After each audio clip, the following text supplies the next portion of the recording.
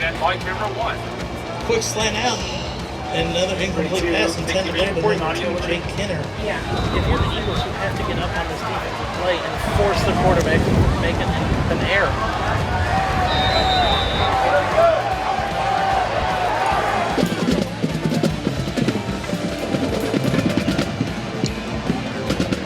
Excellent. Get the ball in. Nicely done. 3-3. Go to 3. By Bell. Bell breaks 2 tackles. It's all you 3. Bell's Nicely out. done. Oh, he should have stayed Stay there. Flag. Keep balling them back 3.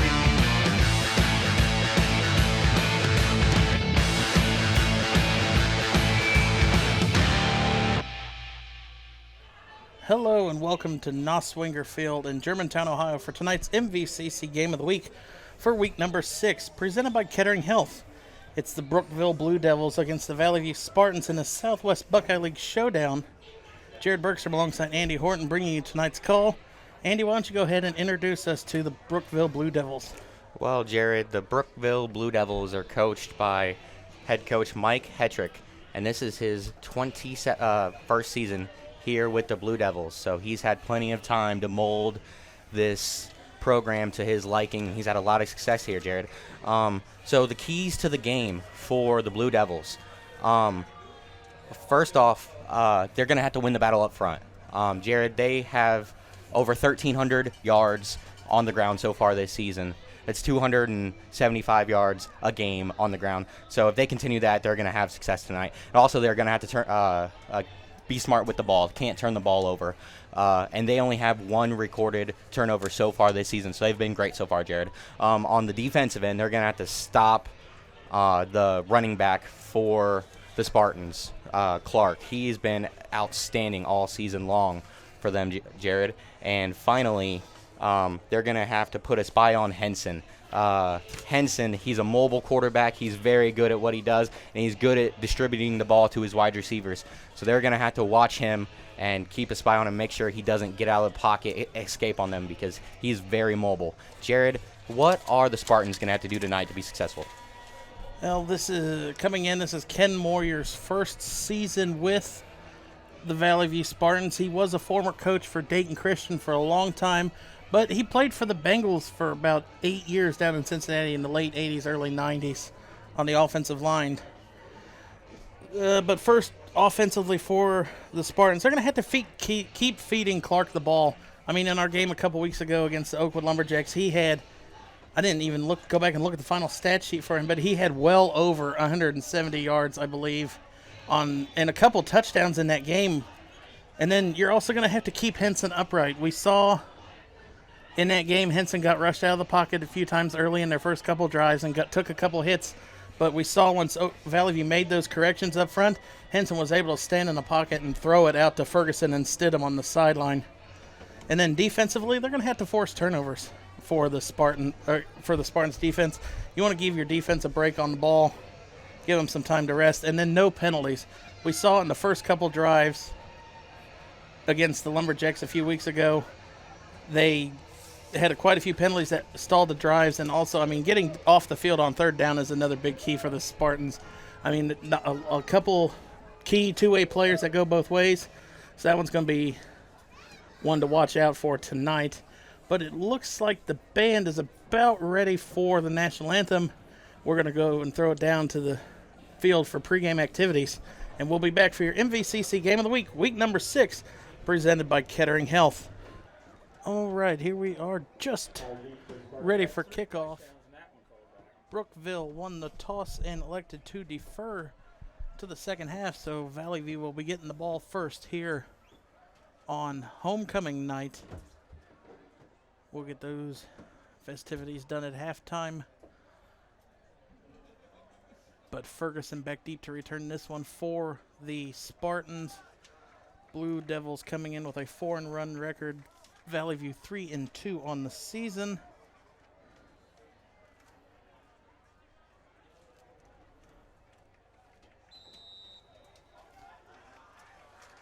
As we get ready, number 6, Jacob Wissinger is going to be kicking off, the 5'6", 140-pound senior.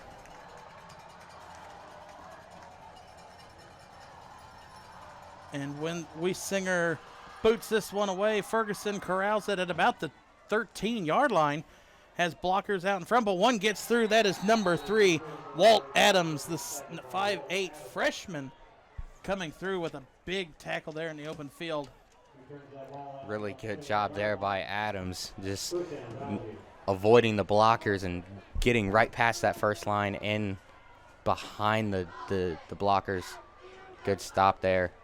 Good first stop of the game. So it's going to be 1st and 10, ball on the 21.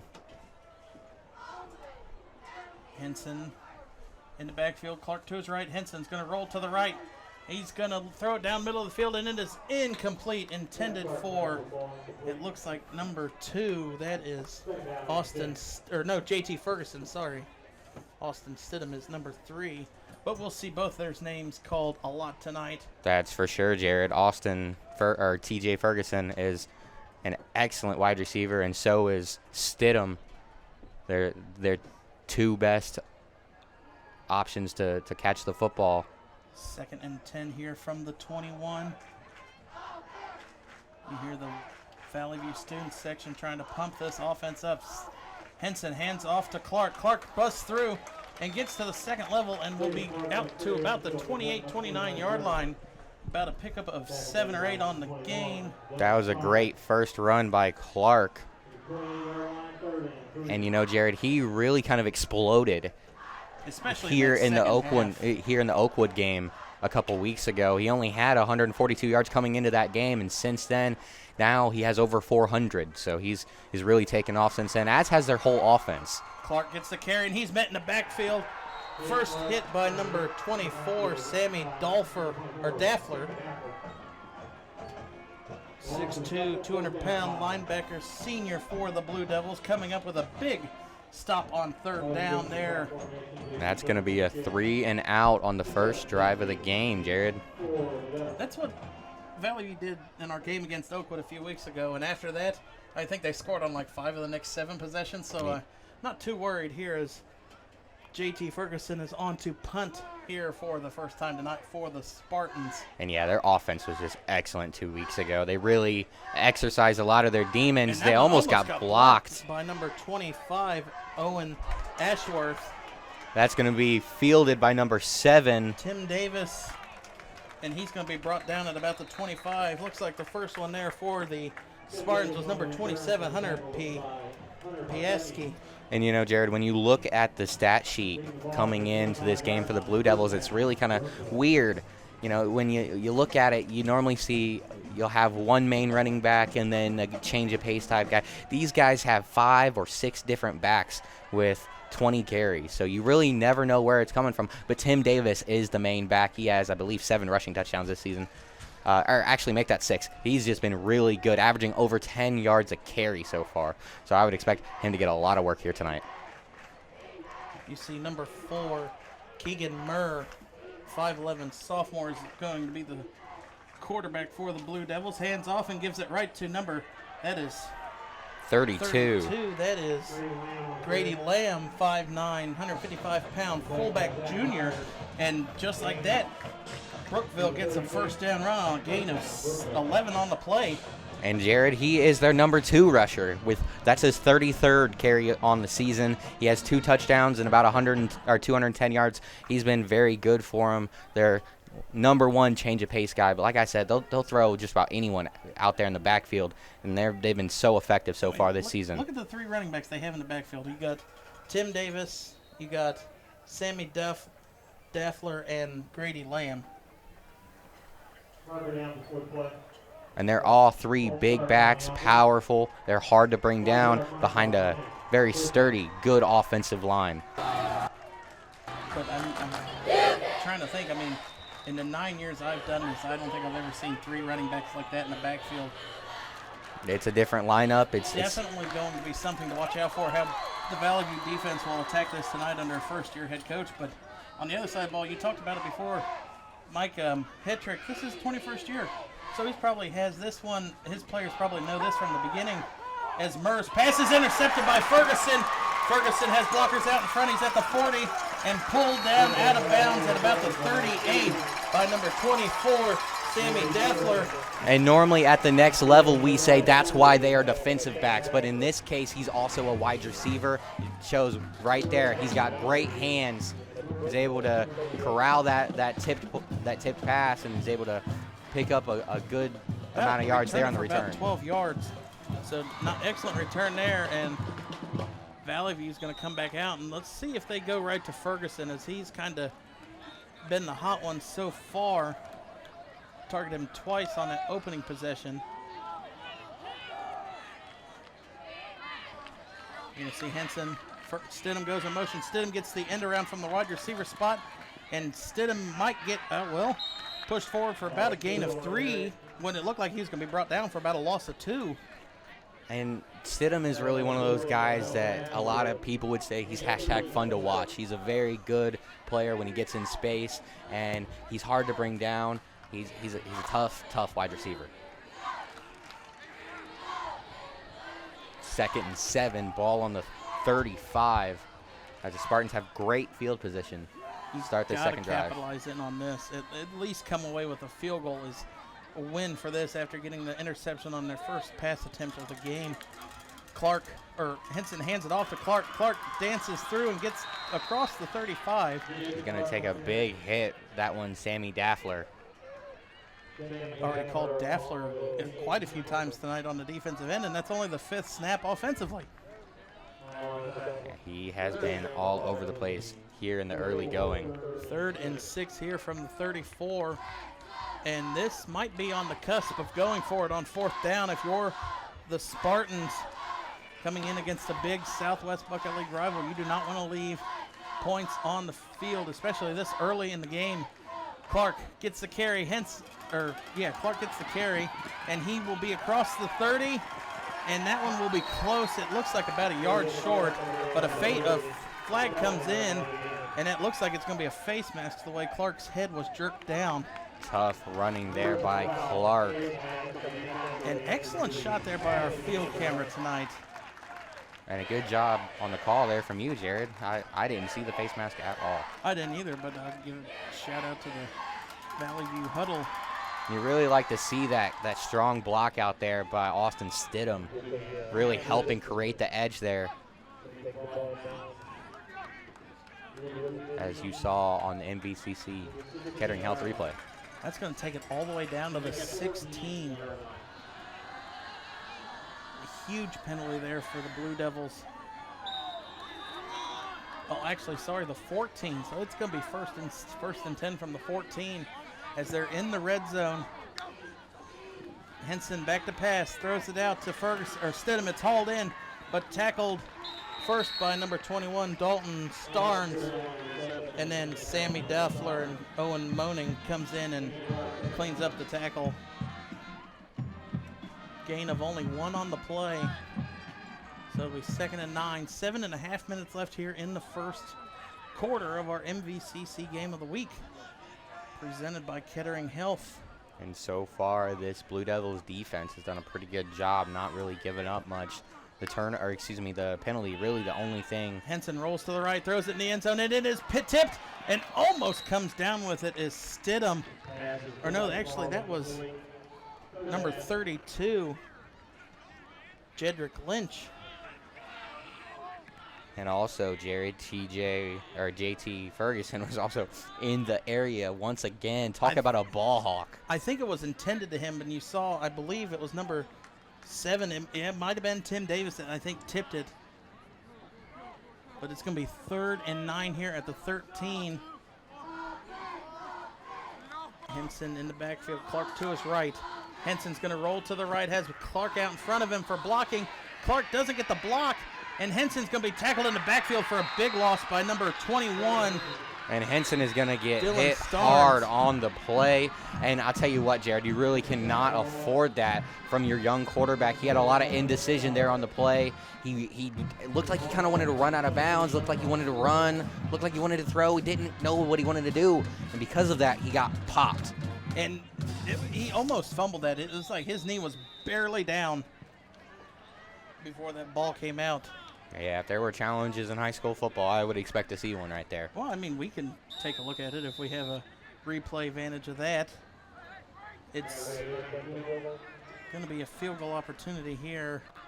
That is going to be Number 6, Caden Phillips. Phillips on to attempt a 35-yard field goal.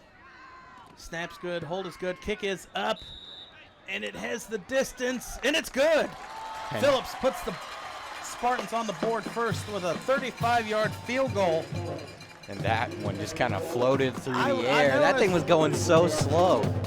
Never quite seen a kick It's like that one of those one. dynamic end of the game sports movies. Right, yeah, with this, all the slow-mo. So Valley View cashes in. As you see here, a shot of the Valley View Spartans. They call them the Spartan Army.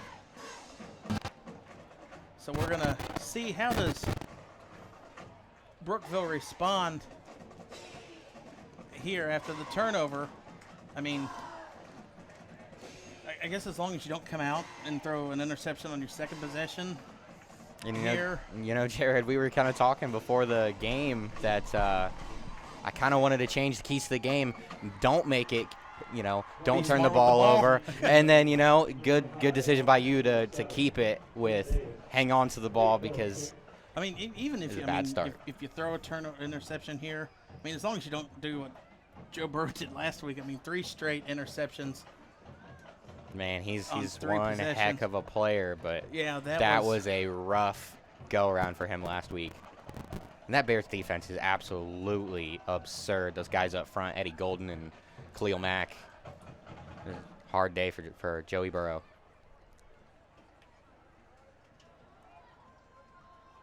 You're going to see Phillips here kick off for the Spartans.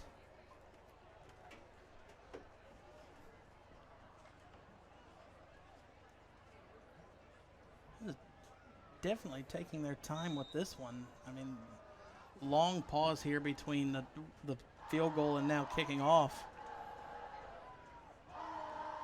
Phillips way back at the 30. Gonna try and get all of this one. Phillips kicks it, and it is fielded at Tim about Davis back to receive. fielded about the 7, but he should have let that one go out of bounds as he's pushed out of bounds at about the 29.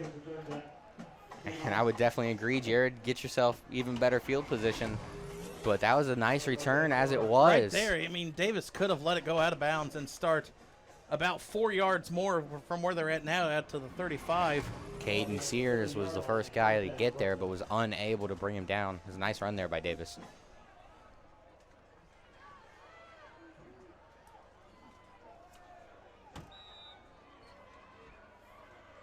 So now Mirror on. You got to let that first drive go. Get that out of your head, and you got to go forward with this. I mean, coming in with 4-1 record, best. I think it's best in the division. As Davis gets a carry here, Davis gets out almost to the 35, about a gain of 4 on the play. And he's going to be pulled down by Stidham. See here in our replay, 4 or 5 Spartans finally took to bring him down, but like you said, Stidham, first one there with contact. Hunter Pasecki, the other, in on the play. Second and about 6 here for the Blue Devils. Murr sends a running back in motion, and Murr's going to keep it, and he's tackled. That might be for a loss. He got buried in the backfield. That was Looked like number number 8, Bryce Reed. Great penetration. See in the Kettering Health replay, the offensive line stood no chance there on that play. Yes, loss of about 2 on the play, back to the 33. And now, I mean, Brookville, you said such a dominant rushing game. Quarterback not really standing out on the passing side of things on the Southwest Buckeye League stats. So 3rd and long, I mean, you're going to have to assume a pass here for Murr. Murr back to pass, and the play's going to be blown dead. I think a timeout was called on the far sideline for Brookville. So they're going to call a timeout with 4:44 left here in the first quarter. Coach Hetrick didn't really like what he saw there. Probably a good decision. Take a timeout on a crucial early 3rd and 7. You don't want to talk about game-defying plays or spots, but I mean 3rd and 7 here after just throwing an interception and Valley View moved down the field quickly. You don't want to give them the ball back with the momentum that they have. Yeah, Jared, and you know, like you said, really expecting a pass here on this play, but you know, I don't really think that's where the Blue Devils feel the most comfortable. They only have 30 pass attempts on the season, and they haven't really, I mean, that was their first interception of the season. So they've done a good job of taking care of the ball, Murr has so far. But, I mean, they only have like 250 passing yards this season. So they don't want to find themselves behind the sticks very often. Murr in shotgun formation.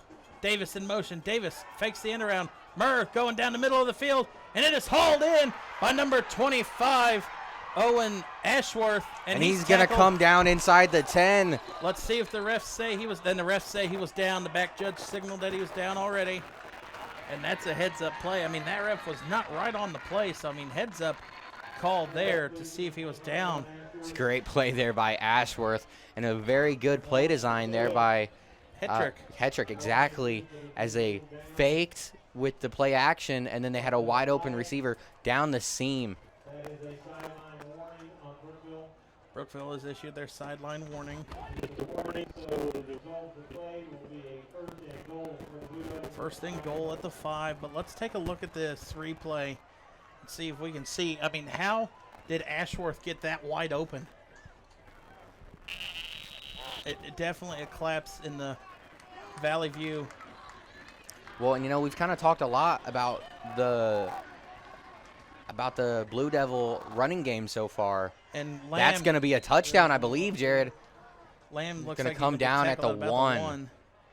It's very close, but we talked a lot about this running game so far. So when you have such an effective running game, like we said, 1,340 yards in the first 5 games, it really pulls in the secondary, pulls down those safeties, pulls in the corners. And so you have to wait an extra half second, you know, before you release, go back into coverage. And that half second really cost them there. And Lamb gets the carry over the middle and in. Touchdown. Actually, no, it was Murr with the keeper. Okay, Murr with the quarterback keeper up the middle for a 1-yard score. You see here in the MVCC Kettering Health replay, Murr dives it over. And that is his 13th touchdown of the season. His 6th rushing, and he has 7 passing touchdowns to go along with it.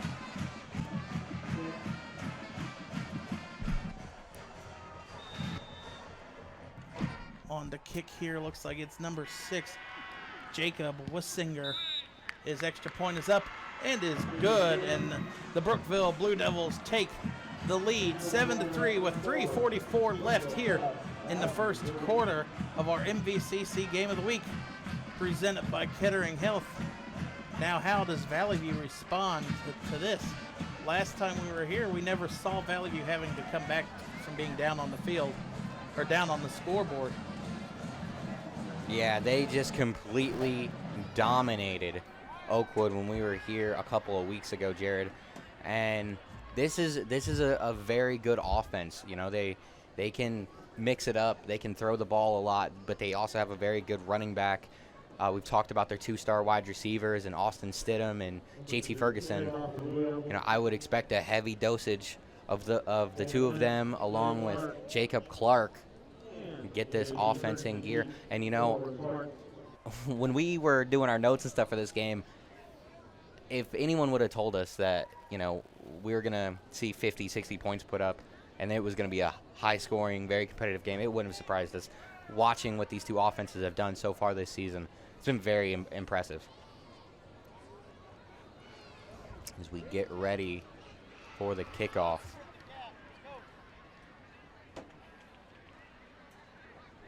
Wissinger on here to boot this one away for the Blue Devils. You see there, number 25, Owen Ashworth, trying to pump up the away side fans. Wissinger boots this one away. Ferguson going to let it bounce. Actually, no, number 12, Jake Clark is going to take it.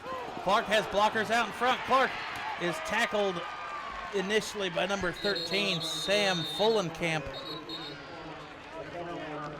There is a penalty marker on the field. And I have a feeling that is number 14 for Valley View. Austin Valentine. He had a blindside block that was huge, as we'll see here on the Kettering Health replay. You're going to see 14 come into your screen.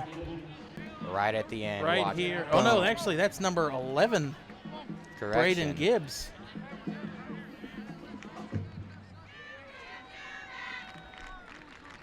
So that's going to pin the Spartans deep.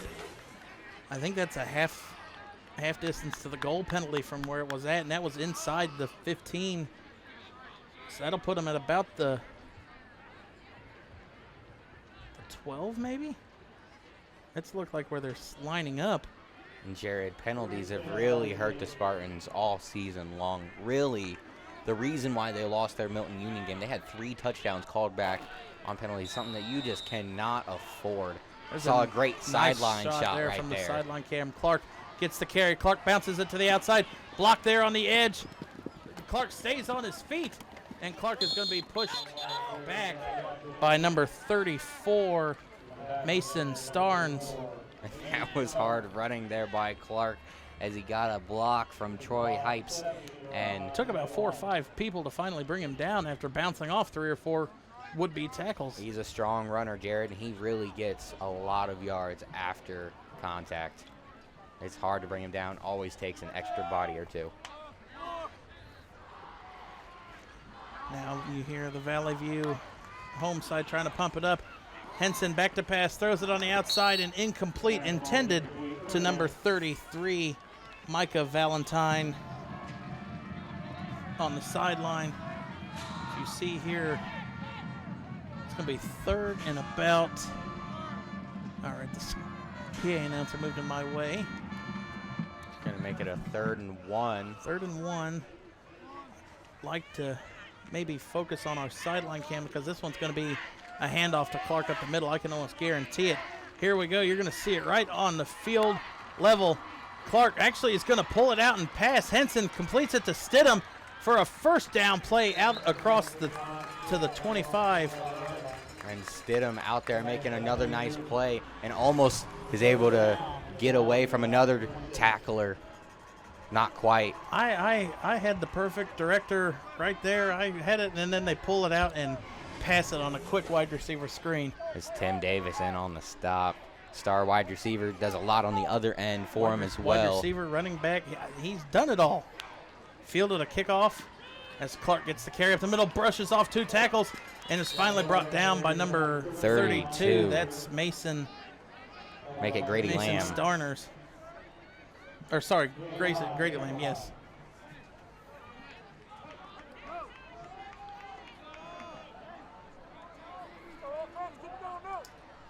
Pick up about 4. Going to be 2nd and 5. 1:52 left here in the first quarter. This first quarter's going by quick. Not a lot of incompletions. Keeping the ball in play. Not a lot of penalties. Just the one. Henson back to pass. Rolling to the right. Henson's going to launch it downfield. And it is incomplete. Intended to Stidham. Coverage on the play there. It goes to Tim Davis for the Blue Devils. And that's going to make it 3rd and 5 here. It's a manageable down. But let's see what the Spartans draw up here on the offensive side here for a 3rd and 5. Yeah, Jared, and Henson has been really productive so far this season. Very accurate with most of his throws. Just kind of missed on that one. Been a little off so far here in the early going. And he settled in. When we saw him 2 weeks ago against Oakwood, he wasn't settled. I think this is his first year starting. Henson back to pass. Going to dump it off here to Clark, and Clark is hit immediately in the open field by number 24, Sammy Daffler. As we have said his name quite a few times. I think he's been on every tackle or assisted every tackle. He's been there on just about every play. Clark kind of coming up slow after that one. looks like the Spartans are talking about going for it. The offense is staying on the field. That looks like a 4th and a ball length.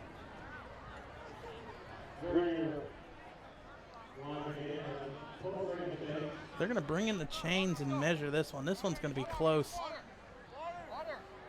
See if we can get a shot of right down the line here. This one might be close. Let's get out to the chains here to see the measurement. There we go, here on the field camera.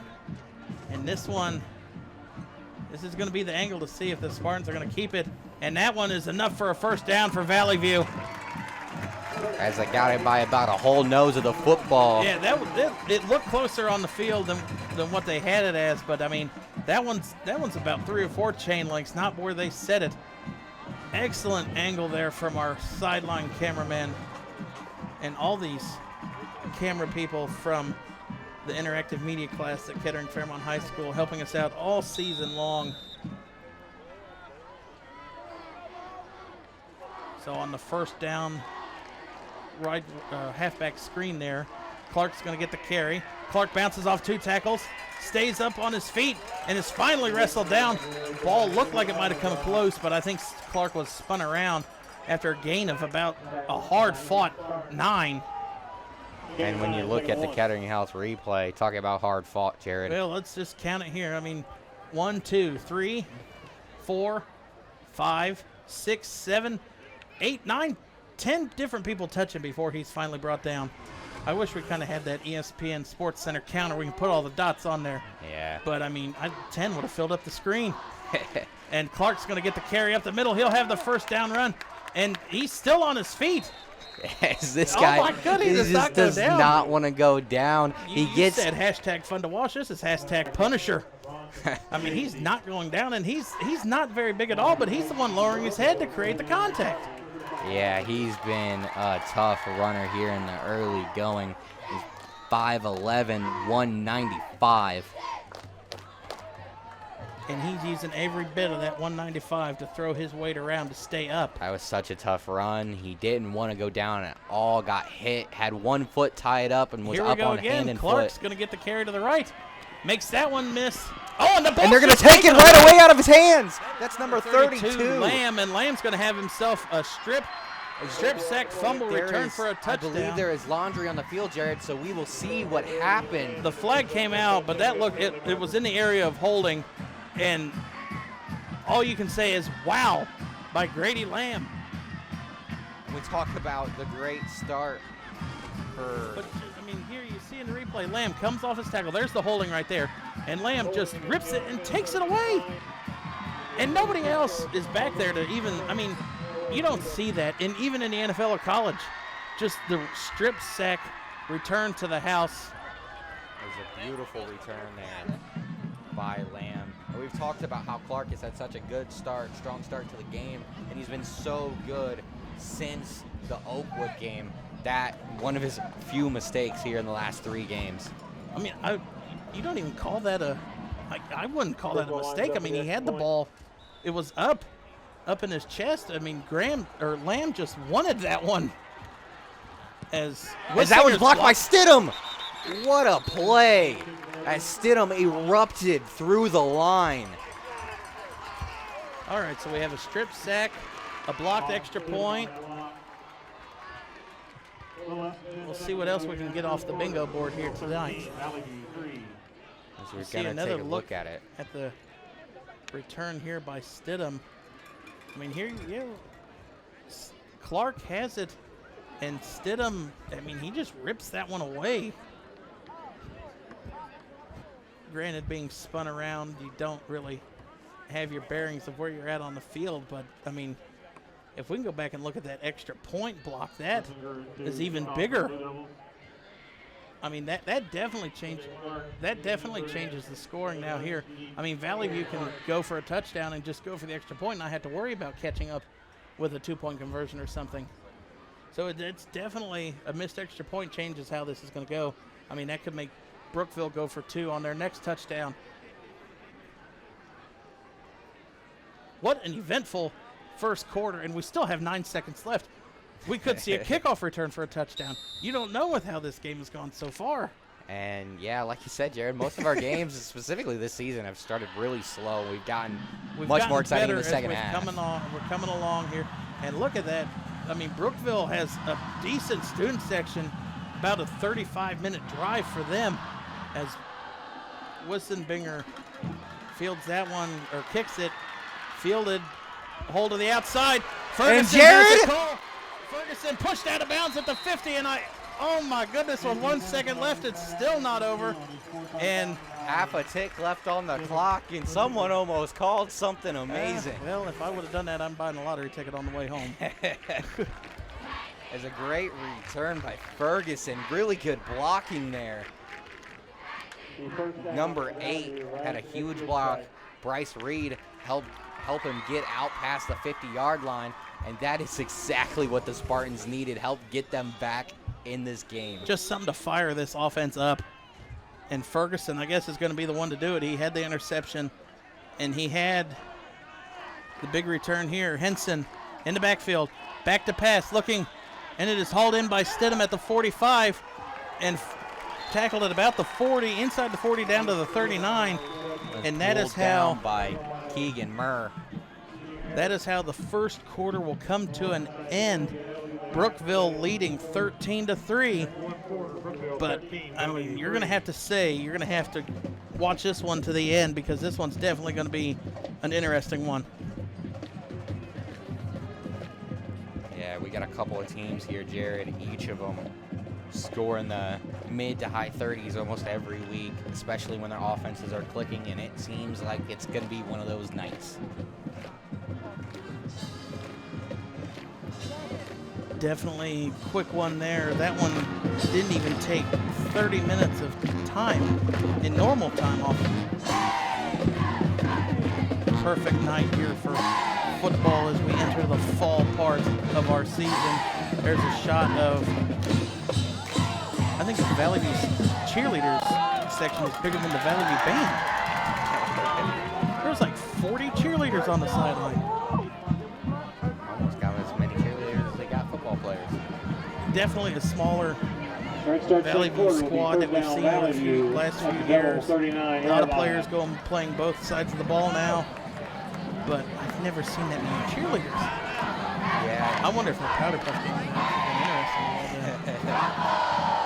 Yeah, Jared, there's not that many on the team this season, but the guys that are playing both ways have been very good. And there's a fumble on the play. Henson picks it up.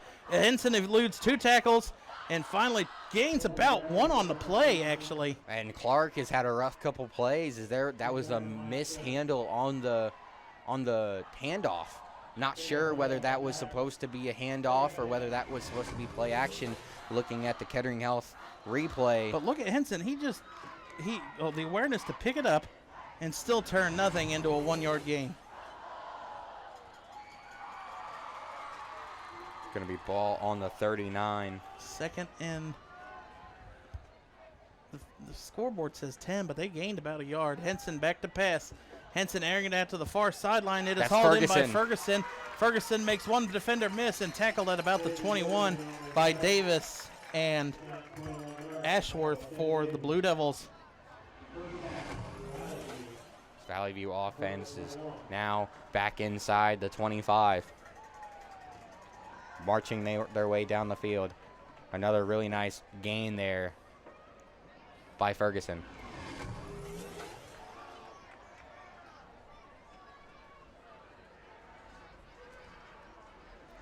Valley View quickly approaches the red zone. Henson in the backfield. Clark to his left. 2 wide receivers to the left, 2 to the right. Clark gets the carry up the middle. Clark bursts through. Clark tripped up at about the 15 and falls forward to about the 14. Looks like 54.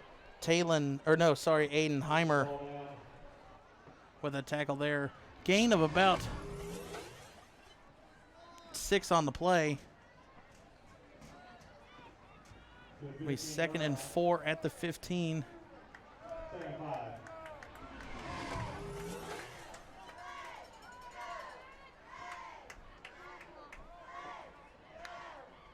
Henson back to pass, throws it. It is hauled in by number 33, That is Micah Valenti. That's his second target of the Valenti. game. Sorry, my apologies. If the Valenti family is watching, we do not get a pronunciation sheet for the most part. And here we go to the sideline camera for this goal to go situation at the 2, or at the 6. Heavy tonnage, it looks like, here in the backfield for the Spartans. Ferguson Henson to the left. hands it to Clark. Clark tries to bounce off the tackle, but he is drugged down by number 24, I believe. Daffler again. It's going to be 2nd and goal from the 6, or from the 5. They gained a yard on the play. And Clark has been taking a beating here all night. And You see, he comes up slow. almost every single play, kind of feeling for the young guy. I mean, I get that slow up off the couch, but I'm also probably 10 years older than him. Henson in the backfield. Turns around, throws a bullet to the outside. A rainbow pass it to Ferguson. It is incomplete. Tim Davis there on the defense, and that was a really good throw. Just better defense there. I think By Davis. Ferguson might have led Henson too far to the sideline. I mean, it looked like when he tried to come down, it didn't have enough room to get a ball or a foot down in bounds. But 3rd and 5 here from the 5. Let's see what Valley View draws up here on the offensive end. You're not going to see anybody in the backfield. Clark split down here to the bottom of the screen. Clark comes in motion to the backfield. Henson hands off to Clark. Henson keeps it, and Henson dives forward, and he will be out tackled at about the 1. It's a really good effort there by Henson. Stark with the tackle there for the Blue Devils. Stidham was imploring his coaching staff, let's hurry it up, let's go for it. I'm surprised you are not going for it here. They're going to send out the kicker, Camden Phillips, to attempt about a 13-yard, And some of the 24-yard parents, some of the field parents goal. over here are not happy as you hear that is I'm terrible. kind of scratching my head. You've got Clark as your running back, and your offensive line has been getting to push this drive. Clark's field goal, or Phillips' field goal is up and good, though. Cuts the lead to 7, 13-6. Still lead the Blue Devils with 8:39 left here in the first half, but definitely a head-scratching play there. As you can see, a lot of the fans definitely annoyed with not going for it on there, and that one, I don't understand that one either. Yeah, and they went for it on a 3rd and 7 in their own territory in the first quarter. So I understand being puzzled by the decision. Right, 4th and 7 in your own territory compared to 4th and goal at the goal line virtually. But I mean, that's why we didn't get the Valley View coaching job this offseason, so I guess that's why we don't headsets. get we can second guess it all we want up here. But I mean, if I talk to the coach at halftime or anything, I'm not going to second guess that. Especially since he played lineman for the Bengals. No, he could probably put me on the ground.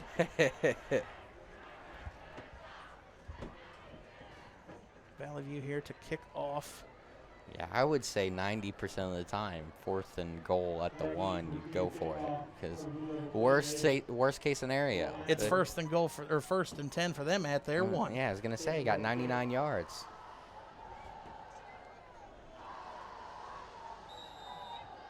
That's the gamble I would take. I mean, your defense has forced a turnover already tonight. Well, and that even adds extra pressure, Phillips fields this. Well, Phillips gets this one away, bounces at about the 15. Not a clean kick there, but returned out to about the 27, almost to the 30. Ashworth on the return. You see here in the replay, it bounces at the 27. So Phillips, I guess that assumes what kind of leg he has. So if it's later on in the game, they're not going to be going for a long field goal if he can't get that far on a running kick. Out to the 29-yard line is where the Blue Devils will start their 3rd drive. Fourth drive. My apologies. Nice shot of this Valley View defensive line. Now we're going to go heavy tonnage here on the line. Run there to the right for about a gain of 2 for Mason Starnes. I think that's the first time we've called his name on the offensive side of the ball tonight. Yeah, Starnes is one of their other backs that they use on a fairly regular basis. Probably gets about 4 or 5 carries a game. They have just such a loaded backfield. You almost never know where they're going with the ball. And especially if you line all 3 up back there. It's an unorthodox formation. This would not be the roster I would want to play fantasy football with. I don't want to, not when you're going to have to draft all 4 running backs to get points. Henson there hands it off to, that is Daffler, I believe. It is. He'll gain about 2 on the play. Looked like he was tackled by number 17, Cade Sears. And through the first 5 games, Brookville, their offensive line is is helping their running backs gain nearly 7 yards a rush. It has not been that easy for them so far here today. Mayer back to pass. Mayer rolls to the right, throws it, and it is complete on the sideline. That's a good job by the sophomore quarterback. Getting out of the pocket. Did not see who despite he the pressure. To. There's a Kettering Health replay. There was pressure right in his face, and it is complete to number 21, Dylan Starnes. Cade Sears was. This must be the man on pressure. A Buckeye League thing is you got everybody's got brothers on the team. There's 2 Valentine brothers on Valley View, 2 Starnes brothers on Brookville. Carry here for, I believe that was Davis with a carry there for the Blue Devils. Yes, he was there. You see he bounced up at the end. Only a gain of yard, though.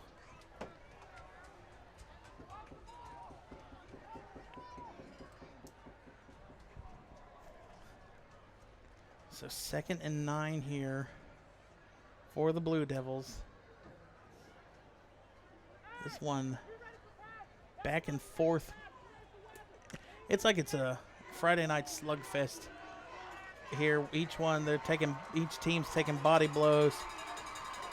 You give the first round to the Blue Devils, and a broken play there. Stidham comes up and upends Daffler on an end-around run there. You can see here in the replay. And Austin Stidham is just a really good football player. Sorry, that looked like, was that Gabe King, the tight end, on the end-around? Was that number 2 or 24? I believe it was 24. I thought so, but when I caught the end of the replay, it looked too big to be Daffler. But 3rd and about 9 here. 5.5 minutes left in the first half. Mayer back to pass, and it's incomplete. Dropped by Davis, and he had blockers out in front of him. He could have made a move. It was a great job by the offense. Davis goes in motion right before the play, and they do a great job sitting up the screen, loses his balance, and then is unable to focus on hauling in the pass. That slip is probably what caused it. I mean, he was going to cut back in, and the turf monster took him out. And if the Blue Devils lose this game tonight, that's going to be one that's going to be bugging him for weeks, Jared. Had to pencil that one in on game-changing. Now you're going to see number 24, Sammy Daffler, on to punt for the first time for the Blue Devils tonight. You're hearing the Valley View student section chanting, "Run it back." I don't think you're going to run this one back, as this one's booted well into the sideline. And the referee is still walking. He's up to midfield, and he stops at the 49. So only about a net punt of about 20 yards on the play. And we have seen our fair share of shanks this year, especially, the first game of the season, West Carrollton had a -2 punt. Granted, I mean, that takes a very unfortunate bounce backwards after a shank. And I believe we also saw one last week that was only about 12 yards. So Clark gets the carry, and Clark is hit hard by number 54 at the line of scrimmage, Aiden Heimer. you know what Pat McAfee says? Punters are people too, and it's not an easy job. No, but Pat McAfee made it look fun and easy. That's for sure. Pat McAfee is definitely the best antics for after a punt or a big tackle that he would blow it up. I heard someone say that Marquette King was the first diva punter, and I don't know. I'd say Pat McAfee's giving him a run for his money. Gotta love him, though. 3 wide receivers to the bottom of your screen. Henson back to pass. Henson looking to air it out in the far sideline. That's Ferguson. Going for a jump ball, and that's a good no call by the refs. Both players were going back and forth. And all of the contact was initiated by Ferguson, trying to fight back into position to be able to make the play. And like you said, a very good no call. That was Murr there on the defense. So the quarterback has made some big plays on both sides of the field. And once again, with 3 wide receivers, this time to the top of your screen, Murr is going to be on Ferguson. Henson throws it, and it is Intercepted by Murr. What a huge play. Murr with a huge interception there. And what aspects do you see your starting quarterback out there playing cornerback? You know, it's not something you see often, Jared. It works. But I was about to say it works, as the intended wide receiver was J.T. Ferguson, and that one got airmailed right over his head. Hetrick in the backfield, the coach right there at the bottom or the top right of your screen. He was the first one to congratulate Murr on the sideline. I thought he was going to knock Murr out of the game with a concussion with how hard he jumped on him. Gotta love seeing your coach get excited for your young players. 32 with a carry there, Mason Starnes again. Or actually, sorry, number 32, Grady Lamb.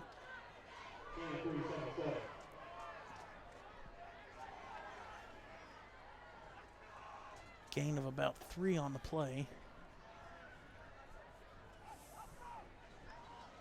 And there you see top left portion of your screen. Now, I've never seen a coach that far off of where the plays is.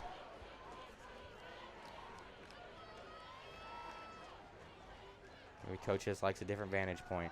Pressure up the middle. Murr back to pass. Murr sailing it through the air and is incomplete. 3rd down. Gavin DeGroat in there on the pressure. He's been a blitzing linebacker. He's gotten in the backfield a couple times, but has not had quite enough time to get there. Come up with a big sack. It's going to be 3rd and 7. Ball on the 34. 4:03 here left in the first half. As Murr is going to jog back onto the field and give his offense the play.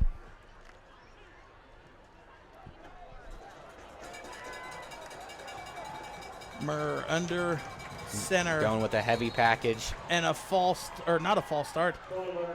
Encroachment is going to be called on number 42 for the Spartans. I don't have a 42. But he was very upset with himself.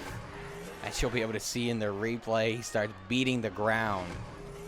It's a free 5 yards, but it's not a first down. Still 3rd and 3 here.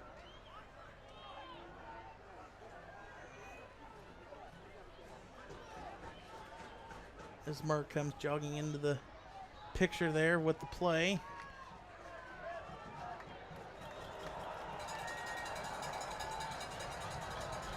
Brookville sets up with a heavy formation, couple extra offensive linemen in there. That's a handoff up the That's Lamb, or no, sorry, sideline. That is 25. That is Ashworth. That'll be enough for Blue Devils' first down. And there's Laundry now on the field as we will look to see, what the call is. But that was a nice misdirection play there by the Blue Devils. And it looks like that is a flag on the defense. So it's going to be a first down. They're going to call it just an unsportsmanlike conduct penalty against the Spartans, and we said in the pregame, no dumb penalties, and Valley View already has 2 unsportsmanlike conduct penalties called against them in this game. Yeah, and, they've really struggled with penalties all season, Jared. Talked about earlier in the Milton Union game, had 3 touchdowns called back because of it, and you just cannot afford these mental errors. 3 running backs set up in the backfield. And it looks like someone moved early. And I believe that's a false start.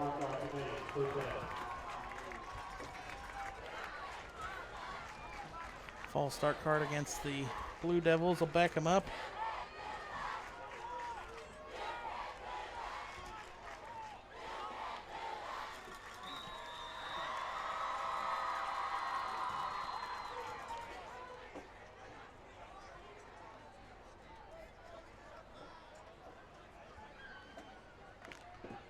Three and a half minutes left here and counting in our first half of our game of the week for week number 6, presented by Kettering Health. 1st and 15 here for the Blue Devils. Murr hands it off for about a gain of 1 on the play. There's Lamb on the carry. DeGroat with the tackle there for the Spartans. 2nd and 13 as we're under 3 minutes left here.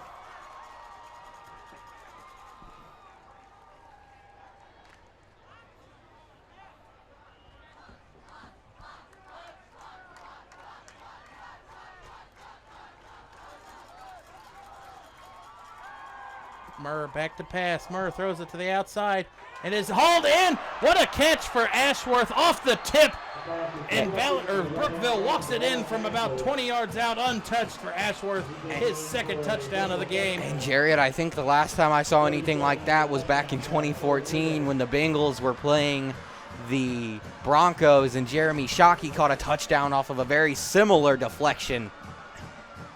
What a crazy play. I'm going to have to record that one back on the recap, and we're going to have to send that one to Sports Center because that's a top 10 of the year right there. And I was going to say, I didn't get to catch the jersey number. I was going to say it was great defense on the play. The defender got his hand in there, able to knock it away. And surprised here that Brookville is going for the extra point instead of going for 2. But the extra point is good. Puts it 20-6 with 2:35 left here in the first half. And Valley View might start feeling that pressure now as you see a replay of this amazing touchdown. Looks like that was number 27 there. 27 is Hunter Piaski. So great defense there by Piaski, but Yeah, great defense leads to other offense, I guess. It's just a bad stroke of luck for the Spartans. 2.5 minutes left here. Valley View has got to try to come away with some points here to try to get this lead cut in half. That's a huge blow right there, Jared. Now that not going for it on 4th and 1 from the 1 is looking very big now as the possessions of what if.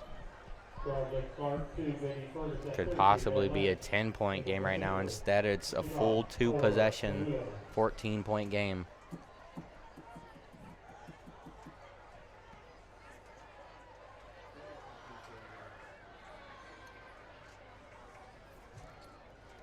And you got to think maybe if Valley View gets a touchdown, they might go for that too. Maybe get back up on the 21-20 if they can catch back up in this game. Definitely a lot to think about if you're the Coach Moyer on the sideline for the Spartans. This one is booted away, fielded at about the 17-yard line by Clark.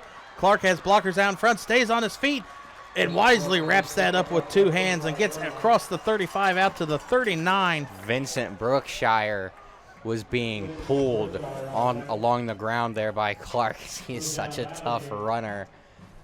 And you see on the Kettering Health replay, he's going to break a couple tackles, and then you'll see Brookshire just hanging on for dear life there at the end of the play, number 12, not letting that ankle go, pulling down Clark.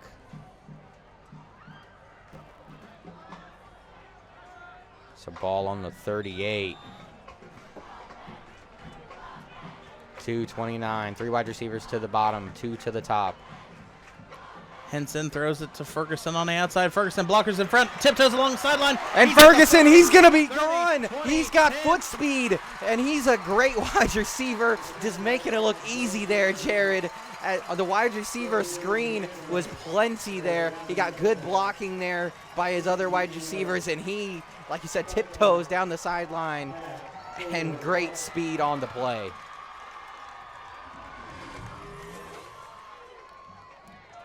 Take a look at the Kettering Health replay. It's a really good job setting up the screen. It looks like Clark was there as a blocker, as well as Micah Valentine. And Brookville's broken coverage on one play. Valley View's right back in this, down 7, 20-13 with 2:18 left. Only took 30 seconds off the clock. If that.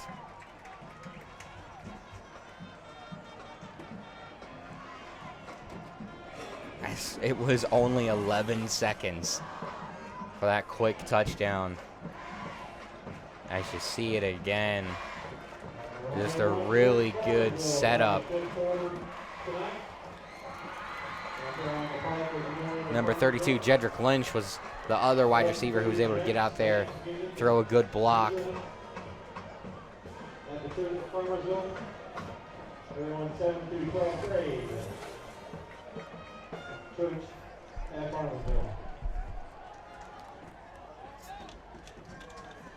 So now Brookville coming back out onto the field. 2:18 left here in the first half.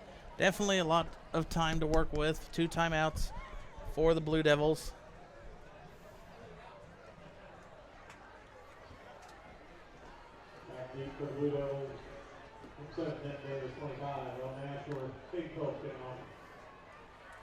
Phillips on the kickoff. Ashworth back deep to return this one for the Blue Devils, as you see the Spartans flags run across or back up the field. That's slow running by the Spartan student section. That touchdown was a while ago. Normally you got the flags running up and down the field relatively quick, as this kick is not into the end zone, fielded at about the 2 by Davis. Davis, open field tackle there by number 14, Austin Valentine, for the Spartans. I thought this one was going to roll into the end zone, but it just, it might have been able to get there. I think Davis thought he would have had more blocking, but Valentine just burst through. Yeah, I was about to say that was not good blocking there by the Blue Devil special teams. And you know, we've kind of seen poor blocking for special teams in general. We had to block extra point earlier, and to be honest, the last one almost got blocked. They got really good penetration there. The Blue Devils did. And Valley View almost blocked a punt too. Take a look there at the field cam. Hole here, big hole here for. Ball comes out late, but the referees say he was down, and there's a flag on the play. That's a really good run there by Grady Lamb. And so we will wait to see what the penalty is. It's going again. It's holding. Going against Brookville. But you see here in the replay, let's just take a look at that hole. What a hole there. And yeah, you saw his, looked like his shin was down.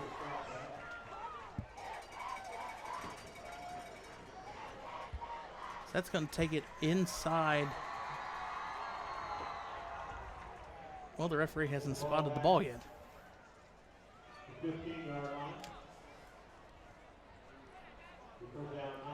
It must have been a holding penalty from the spot, because it was at the 15 when they hiked the ball. Or no, it was at the 14. So they get a yard, but lost the down, so it'll be 2nd and 9.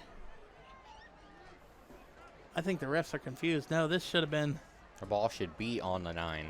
The ball should be placed back. You had about the 7. I would say, I mean, holding inside there, that should be back at about the 7. It should be a half a distance to the penalty. All right, Andy, let's go get our Foot Locker shirts on and go down there and help them. Well, we got a break in the action. Give a shout out to our sponsor for the year, Kettering Health. Kettering Health coming on, sponsoring us for the 2021 football season. And so far in this game, they're getting their money's worth on this one. High talented Southwest Buckeye League foes coming into this one. Last week they had another good one in G-Walk Showdown, and they're going to move the ball back to about the 9, like you said, or the 10. I still don't agree with the spot. It should either be at the 7 or the 5. I mean, holding's a 10-yard penalty. And so anything inside the 20 is half the distance. Right. So it should be back at the 7. I swear, having another stoppage as the refs just having fun taking breaks right now. All right, I'm going to get my Foot Locker shirt. I'll be back after halftime.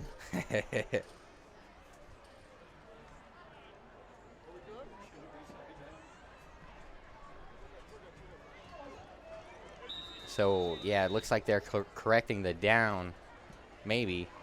It should be second down because that was a second down run by Lamb. It's a great look right there by the sideline cam. Lamb gets the carry again. Gains about 3 on the play maybe. But that should have been this should be third down now, but Tyler Brock able to get in there for the stop. First time we've called his name tonight, along with Zach Myers. And we called his name quite a bit in that first game we did here a couple weeks ago against the Lumberjacks. He was absolutely all over the field, but he's had a quiet one so far.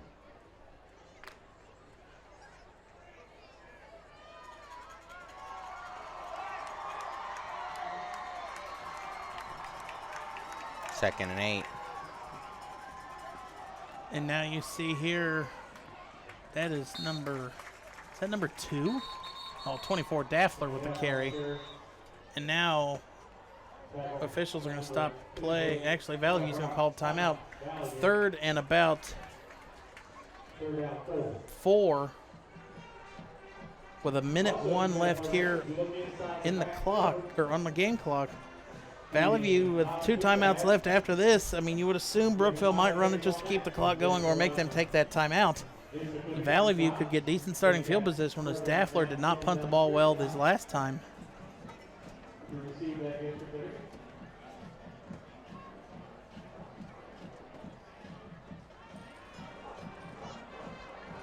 Yeah, and you really don't want to give the ball back to the Spartans offense. Not when they showed they could strike with 1 play. That's exactly where I was going.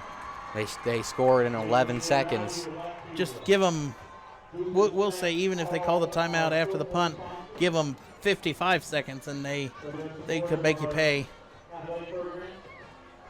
Yeah, they have a quick strike offense, good quarterback who has really the last couple games settled in, gotten comfortable, and started looking really good. And the running back is not, he's proven that he's been hard to bring down tonight. Put the ball on the ground once, but it wasn't a turnover. You see Valley View going up here with their third down defense, trying to force a stop. Murr back to pass. Murr throwing it to the far sideline to Davis. He's got It's hauled Davis. in. Davis escapes the tackle at the 40, 30, 20, 10, 5 in for Davis on a huge touchdown catch and run there. Murr with his longest pass of the year. And Austin Valentine just not fast enough to be able to keep up with him. It's Tim Davis. And look at that Blue Devils student section going crazy. Murr back to pass. I thought he was actually throwing it to the sideline here to Grady Lamb, but no, That's great. Going out, and yeah, Valentine just tripped up. Or no, that was number 8, Bryce Reed, that tripped up. Valentine there, number 14, coming in late. But what a play there from Davis, or to Davis from Murr. And 50, seconds left here in this game, in the first half. And that one almost gets blocked as Valley View got through on that extra point.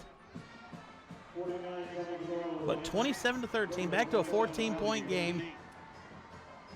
But it doesn't feel like a 14-point game. Nah, this feels like it's much closer, Jared. And it's kind of funny that we were just talking about. Don't give Valley View the ball back with any time. But I guess when you can score on a 67-yard, 70-yard touchdown pass, you don't have the option but to give the ball back. I was going to say, I don't think they were worried about how much time was on the clock there. No, I think they'll take any lead here at the half. Here we're going to look at it again, this touchdown pass. See Murr with the 7-step drop. And the huge block by that offensive line. Dave, is so hard to cover, to contain. The running back averaging nearly 10 yards or over 10 yards at rush this season. I think that's going to put him over 10 yards a catch, too, for the season. I don't think he had many receiving yards coming into this game.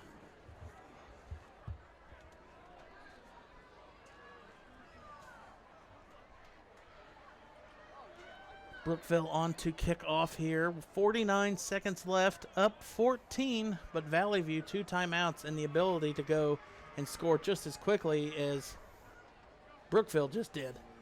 Talk about him not having many receiving yards. Is that his first catch? That is his third catch. He had 14 yards to this point. Well, that's going to put him over 80. Yeah, that's going to take his stats through the roof on that one. And you hear Brookville starting to make this a home game for this student section over there. Ferguson corrals the ball. Blockers out in front, sidesteps 2, stays on his feet, and tackled at about the 34. So 43 seconds left, 2 timeouts left here for the Spartans. We've had some really good returns here in the first half, Jared. As Ferguson, he had a nice little wall of blockers there. He's able to get to the second level. You're faster than your blockers, and you got to abandon them at some point to try to get some extra yards. 43.2 seconds left here. Henson back to pass, throws it down to Clark in the backfield for a dump down, and he's going to lose about 3 yards on the play. That is not what you wanted. The clock is going to continue to run under 30 seconds now.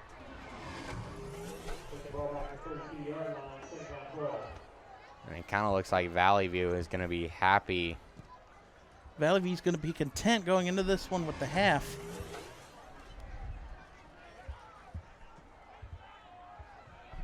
Looks like they're going to get one more playoff.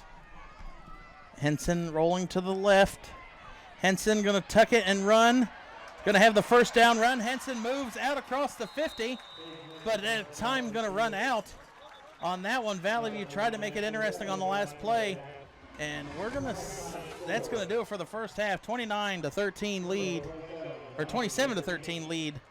The Brookville Blue Devils at the half in our MVCC game of the week for week number 6. We're going to throw it down to the field for halftime festivities, and we'll be back for the second half. Halftime festivities will be happening here at half. Ladies and gentlemen, welcome to the 2021 homecoming game between the Brookville Blue Devils and your Valley View Spartans. The 2021 homecoming team is Wild West. Student Council would like to thank the judges, Mrs. Hutchinson, Mrs. Walker, and Ms. Swanson. Many thanks to the advisors and students for all their hard work. Thank you for making our parade a success. The winner of this year's BDHS float contest between the grades is the sophomores. We would like to give a special shout out to the high school volleyball team for winning the pep rally competition last night. Also, special honorable mention to the boys soccer team for the short float. The high school has also participated in Spirit Week this week by dressing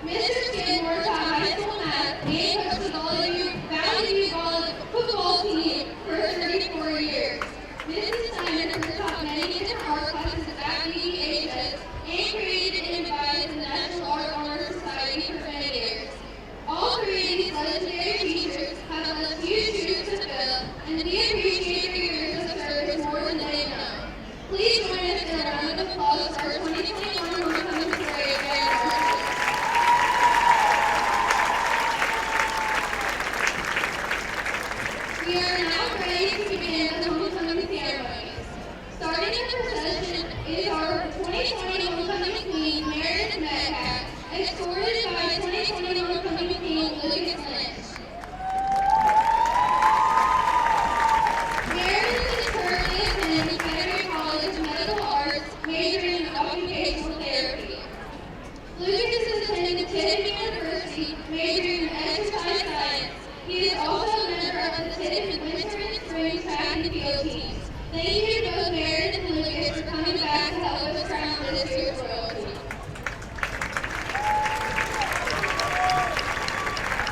This year's flower girl is valued preschooler Ellie Short.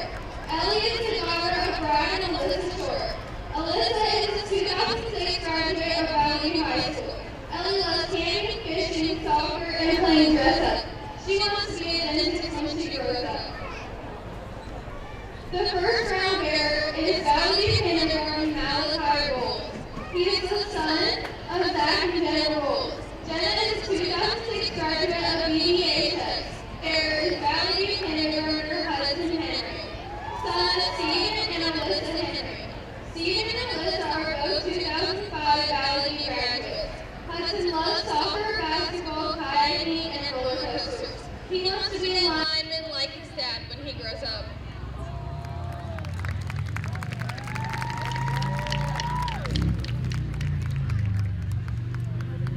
We will begin our procession with the freshman attendants, Abigail Cavender.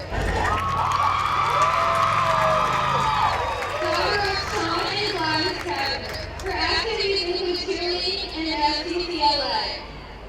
Abigail is being escorted by Peyton Flannery, son of Chris and Georgia Flannery. Peyton's activities include football.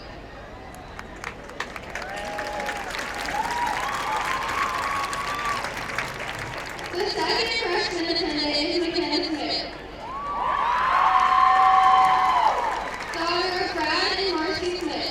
McKenna's activities include volleyball, basketball, track, and cross-country. McKenna is being escorted by Logan Golden, son of Alyssa Harrell. Logan's activities include football and basketball.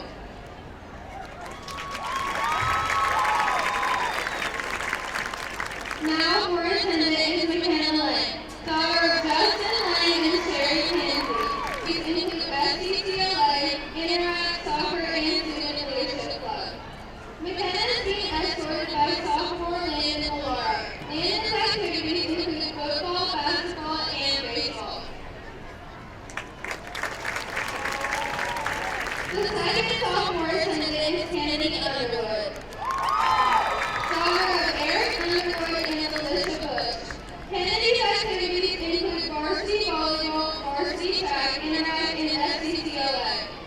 Kennedy is being escorted by Mike Valenti.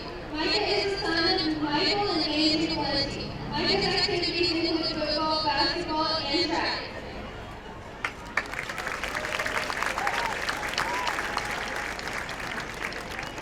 Attendant is Riley Hodson,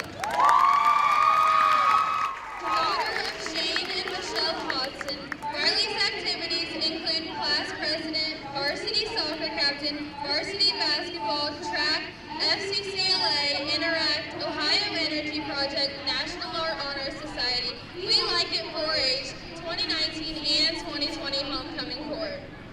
Riley is being escorted by junior Chase Kinder, son of Jeremy and Angela Kinder. His activities include football and wrestling.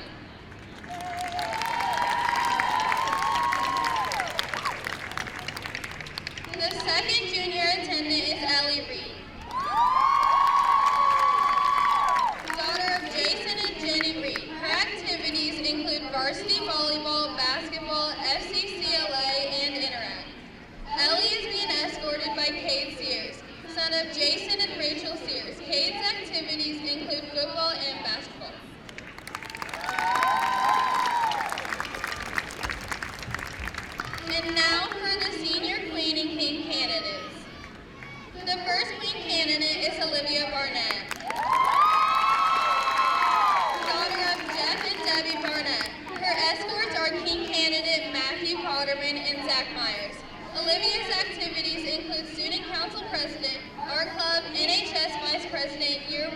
Flow Committee, Prom Committee, and Musical. King candidate Matthew Potterman is the son of Jeff and Susan Potterman. Matthew's activities include varsity football, and he is team captain. Olivia's senior escort is Zach Myers, son of Tim and Becky Myers. Zach's activities include football, wrestling, student council treasurer, Interact Club, and fishing club.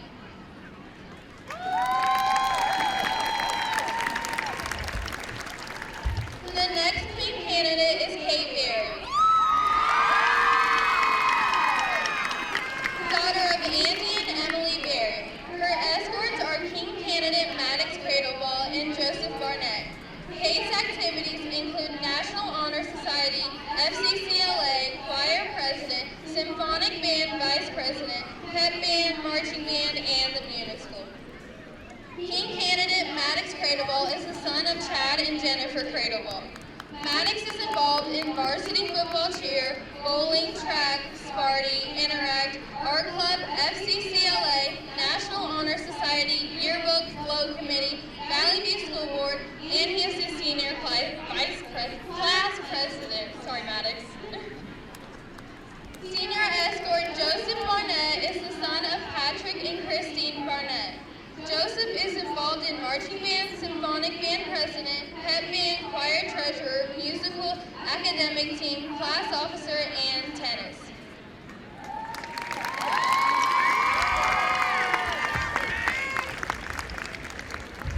The final Queen candidate is Kennedy Burke, daughter of Ken and Linda Burke.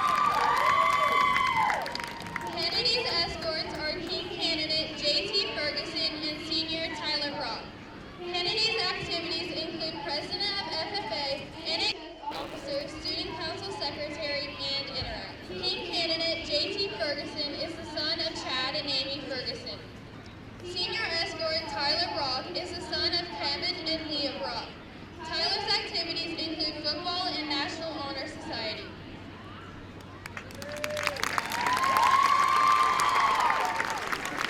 Now the 2020 Homecoming Queen, Meredith Metcalf, will have the honor of crowning this year. The 2020 Homecoming King is Maddox Cradleball.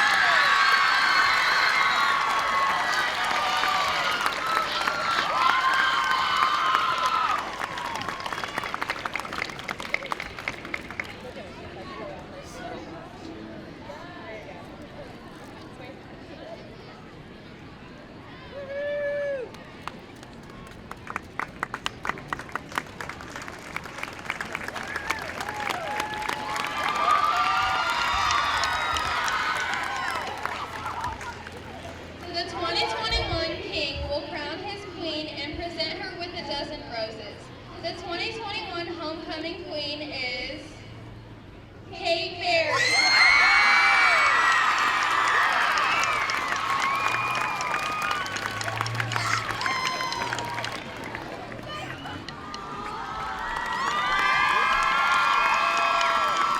EHS Student Council would like to thank everyone who helped with homecoming activities and made this year's parade truly special. Thank you for attending the 2021 Homecoming Halftime Show. Go Spartans!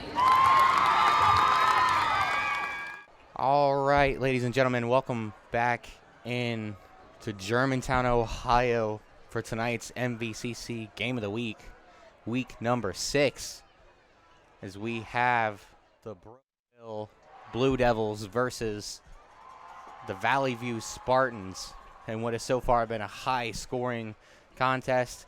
Andy Horton alongside with Jared Bergstrom for your call. We have the second half getting ready to start up, and had a very good competitive first half. And we talked about early in the game, Jared, how nobody was going to be surprised if we ended up seeing 60, 70, or maybe even 80 points is what we're on track for right now, are scored in this game. So we got two really good offenses, and they showed it in the first half. Phillips on to kick this one for the Spartans. We are underway in the second half. Low kick again. Fielded by Ashworth. Ashworth a hold to the outside. Knocked out of bounds hard. And then there might have been extracurriculars as Cade Sears goes flying after the play out of bounds.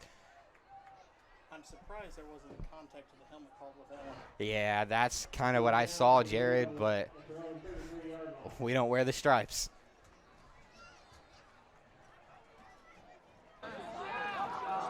So the Blue Devil offense was really good in the first half. 27 points. And 2 of them were quick scores. And one was a strip fumble for a touchdown. So Murr back to pass. Murr going to launch it down the far side of the field, and it is hauled in by number 21, Dylan Starnes. he's going to break a couple tackles, Fumble. turn back the other way. And the ball is out. Valley View picks it up. They're going to, and the Valley View sideline is probably, I believe, going to be enraged. I think they called the play dead. No, Valley View's offense is going onto the field. That is a strip fumble for the Spartans. And I just thought- what they need to get going here to try to catch up on this scoreboard. Down 14. And that's for sure, Jared. I thought I heard an early whistle. That's the only reason why I said that. Turns out that's the play, like you said, Valley View needed. I thought there was a flag, but I think that was the referee's beanbag to mark change of possession. And one of the keys to the game was turnovers for the Blue Devils, and now they have 2 of them. And Valley View has forced 2 turnovers, an interception, and a fumble. Now let's see if Valley View can try and cut this lead in half as Henson takes over for their first play of the second half. Hands it off to Clark. He bounces to the outside and is tackled in the backfield for a big loss. Number 60, Caleb Heck, and number 72, Michael Malone. And after a great defensive play to get the ball back, that's a bad start on offense, but a nice stop there by the Blue Devils. Yeah, this Blue Devils team knows that they're going to have to pin their ears back and try to at least force a 3-and-out here against the Spartans. Yeah, this is a very tough Spartan offense. Henson is a mobile quarterback. He's hard to track down. Henson airing it out along the sideline, and it is hauled in by number 19, Troy Hypes, And along the sideline for a big first down completion. And what a huge play, and that is going to hype up this Spartan Are you sideline. playing on the kid's name? Yes, sir. Hypes hyping up this Spartan team. And Valley View in business with a big 36-yard completion out to the 47. And here in the first 5 minutes of this third quarter, there's been no shortage of explosive and exciting plays. Now look, you're going to have 3 receivers to the top of your screen for the Spartans. Clark down here in motion at the bottom. Clark doesn't go in motion. Henson going to tuck it and has a huge hole to the outside, up the middle. Clark is out in front. Clark, big block. And Henson goes out of bounds, and it looked like Henson might have said something to the defender on the sideline. But either way, a big rush of 27 yards for the quarterback. It's starting to get a little chippy out there, Jared, and like you said, These 2 are big rivals. But watch here, number 12's Clark, block on the side right there. And then right there, gives a powerful, that looks like, I think that was Sammy Dalfer. there's a powerful block that Clark delivered. Henson again in the backfield. Clark to his right. Clark going to go out in motion. Henson takes a 2-step drop, avoids the sack, and is brought down by number 60, Caleb Heck. Grabbed a hold of that shoulder pad and will not let go. And we had not called his name yet in this game. But right now, Jared, on this first drive, Caleb Heck has had a huge impact. Already 2 tackles for loss, including that big sack there. That's a loss of 5 on the play. 2nd and 19 at the 39 now for the Spartans as they try. Ferguson isolated at the bottom of your screen. Ferguson hands off to Clark, halfback misdirection in the backfield, and Clark plows over number 34, Mason Starnes, but Starnes wraps him up down low. Gain of about 6 on the play. Back to the original line of scrimmage, 3rd and 10. And we saw Phillips on his kickoffs. He does not have the leg for a field goal at this distance, so Valley View might be playing 2 for 1 here to see what they can get for a 4th down opportunity. And they've been pretty conservative so far in this game. Hands off to Ferguson on a wide receiver end around. Blockers out in front. Henson stiff arms. 2 flags, 3 flags, 4 flags. That's I it. kind of Looks want to like get my flag out of my pocket and throw all it down the there. refs got their flag in there on that play. It's definitely going to be holding against the Spartans. But would you decline this one? It'd be 4th down and about 8 after. I would say no, because even though the Spartans have been very conservative so far, you're getting to the point in the game where you're going to have to start taking these chances. And if you're going to have a 3rd and 21 or a 4th and 7, what would you prefer to force the other team into? I would kind of think it's the 3rd and 21, the 4th and 7. That's a little bit easier. I don't know. I mean, 4th down, you get the stop, it's over. False start against Valley View. That penalty's declined. Holding against the Spartans, and they'll accept that one. No, that one's declined. Okay. It's 4th down. And the only reason I say decline the penalties, it's 4th and about 8. And here you got 1 play to stop them. If you accept the penalty, 3rd and 21, what if it's a 25-yard pass to Ferguson?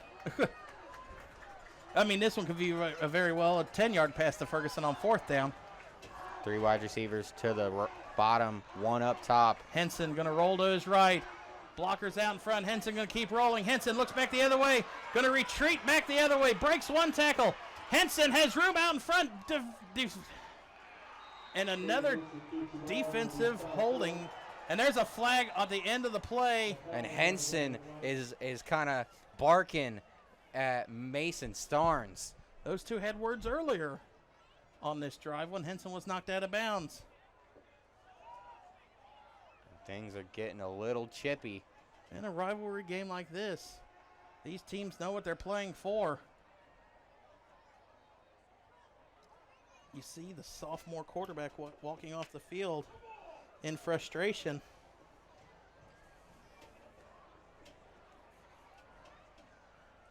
So after the big stop, the Only forced gained fumble, about 5 on the play, on that 4th down play.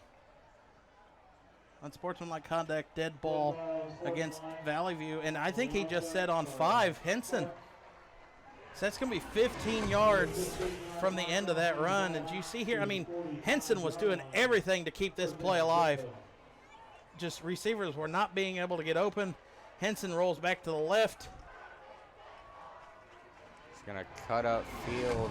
And I was hoping to see what caused the words and the chippiness, but saw nothing there on the replay. it had to have been words said because Henson got up and got right in Starnes' face. Didn't push him or anything because that one could have involved in an ejection.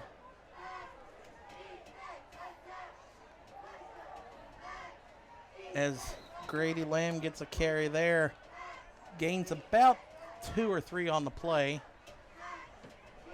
And now up 14, approaching 8.5 minutes left here in the third quarter. Brookville can go back to that ground and pound offense and just take the time off of this clock if they want to. Yeah, and the Blue Devil offense averaging, talked about it earlier, nearly 7 yards a carry this season. It's going to be really hard to stop an offense with a great offensive line like this when they're Murr hands off, picking I up believe, big chunks at a time. to Lamb again. Brock with a tackle. 47-yard line, third down by 2. Gain of about 5 on the play. It'll be 3rd and 2. And Grady Lamb, only 32 touches coming into tonight's game. He's got way more than that. Excuse me, not way more than that. I was about to say, no, not 32, but he's had more of his average than he had. He's probably got at least a dozen touches here early. And here goes Tim Davis with an end around, halfback's misdirection carry out of the backfield for a gain of about 12 on the play and enough for a Brookville first down. Davis has been really good tonight, finding space. Numbered of touches here, but Davis, when he touches the ball, makes it a big gain for the Blue Devils.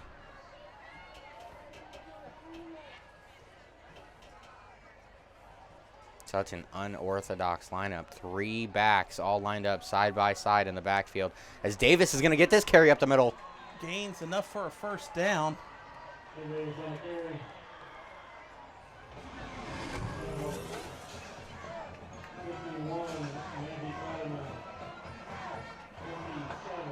Going to be tripped up by Hunter Pasecki.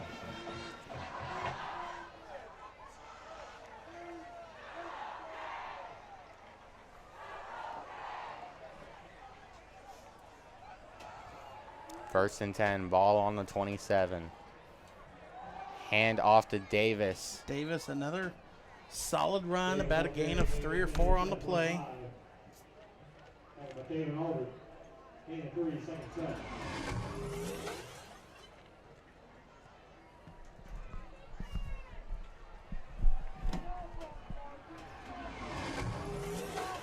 And Jared, 2nd and 7 at the 24. the Blue Devil, the Blue Devil offensive line has done a very good job so far tonight of neutralizing Cade Sears. He's gotten into the backfield quite a few times, but you know they're running away from him, not allowing him to get that pressure. A fumble on the ground. Murr picks it up. Well, falls on it at the back, about behind the 30. About a loss of 8. And another almost turnover there for the Blue Devils. Would have been their 3rd of the game. And they've gotten really lucky, Jared, that so far they have not been made to pay for these turnovers. It's going to be 3rd and 15.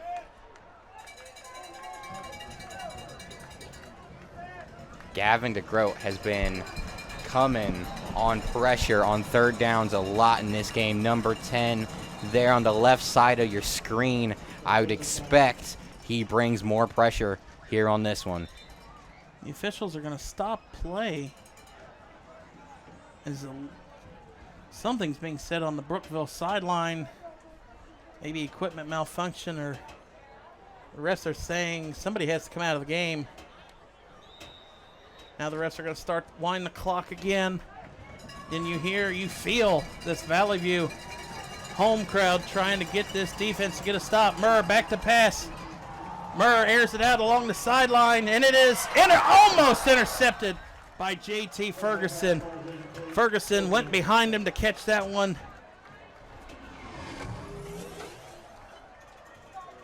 And that one would have been a touchdown for the Blue Devils if Ferguson didn't get a hand on that one. And you see an injured Blue Devil down on the field.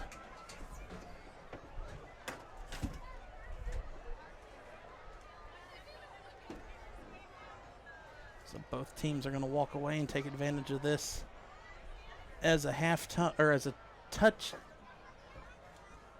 timeout here. It's going to be 4th down. Owen Ashworth getting looked at right now. Looks like it might just be cramps. Kind of looks like they're rolling out that calf.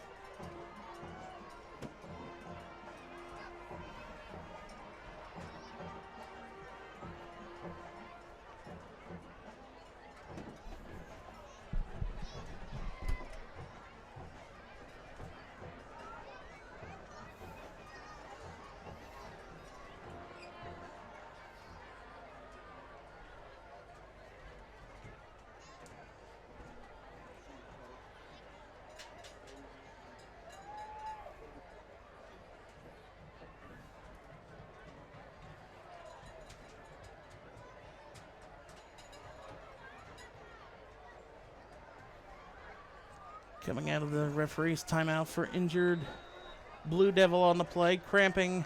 That's what we assume. It's going to be 3rd and 15.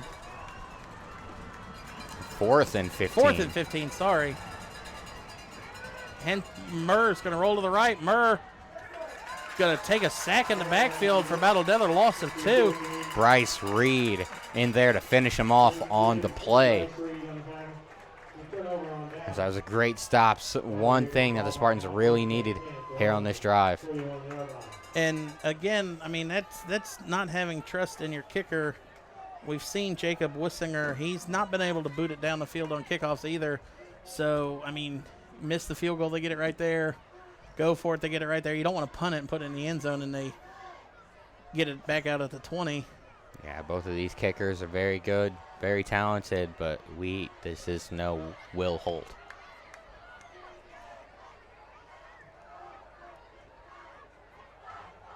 Henson takes a snap, hands it off to Clark, who's going to take a big hit.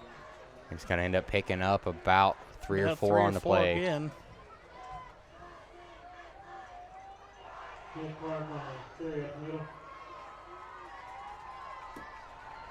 So it'll be second and about 7.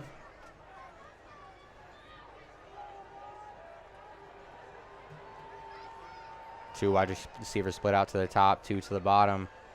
Henson takes the snap. He's going to roll out to his right. He's going to delay a second, takes a spin move, and that's going to be a horse collar tackle against the Blue Devils. You saw the hand inside the shoulder pads and drug down. I believe that was number 15 or 14. Connor Clark Johnson or Seth Hoover. And that's going to be enough for a first down. And you see Henson tugging at that shoulder after that horse collar tackle. Henson has taken a few hits tonight as well. Yeah, and he is not a big guy, Jared. Only 6'2", 169 pounds. So Valley View moves across midfield to about the 48, 49. Henson going to be in shotgun by himself. Quick out pass to Ferguson. Ferguson corrals it, spin moves, and will have enough for close to a first down. Well, I think they were going to say he stepped out at about the 44. Clark Johnson in on the stop.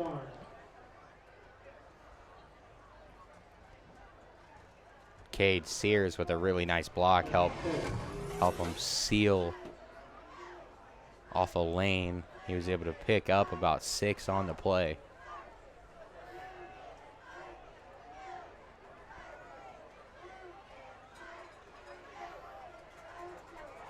Second and 4, ball on the 43, handoff up the middle to Clark. Clark will have enough for a first down, and still you see number 25, Owen Ashworth, comes in late from the linebacker position to come in and finally have enough momentum to put Clark on the ground.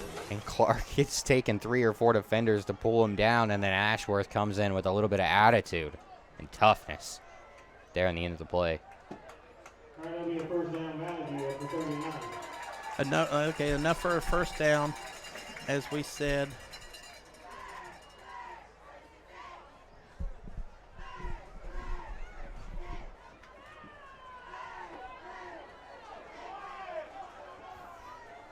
Henson corralling. I mean, Valley View down 14, has got to go quick. Clark gets the handoff up the middle, stumbles down to about the 25. And I believe they're going to hit the Blue Devils with a taunting. Oh, I thought it looked like maybe Clark got hit in the helmet. I'd love to see it again, but oh, here we're going to get it right back. Owen Ashworth has been talking the last couple plays. Yeah, look, right there you saw Ashworth was the one who come in late and lowered the helmet. Helmet-to-helmet hit. Talk about getting chippy. It's one thing to have a helmet-to-helmet, and then you're talking after the play. An ejection? You would think that would be an ejection, but, well, I don't see Ashworth out there right now. We're going to look at the replay again, and you see Ashworth just come in and lower the hit with the head. He's out there in the backfield.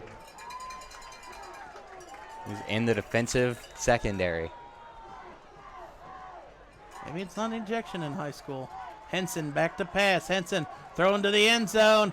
Henson, Ferguson, jump ball. Ferguson comes in with it. And what a play. What a throw by Henson, just throwing it up to his big wide receiver. And, man, they were just looking at that thing for what seemed like forever. That thing hung up there in the air. And if we go back and look at this replay, I for sure thought that they were going to call Ferguson with an offensive push-off. You'll see here it's right before the touchdown. Watch Ferguson come up to the top of the screen and kind of push off there at the end.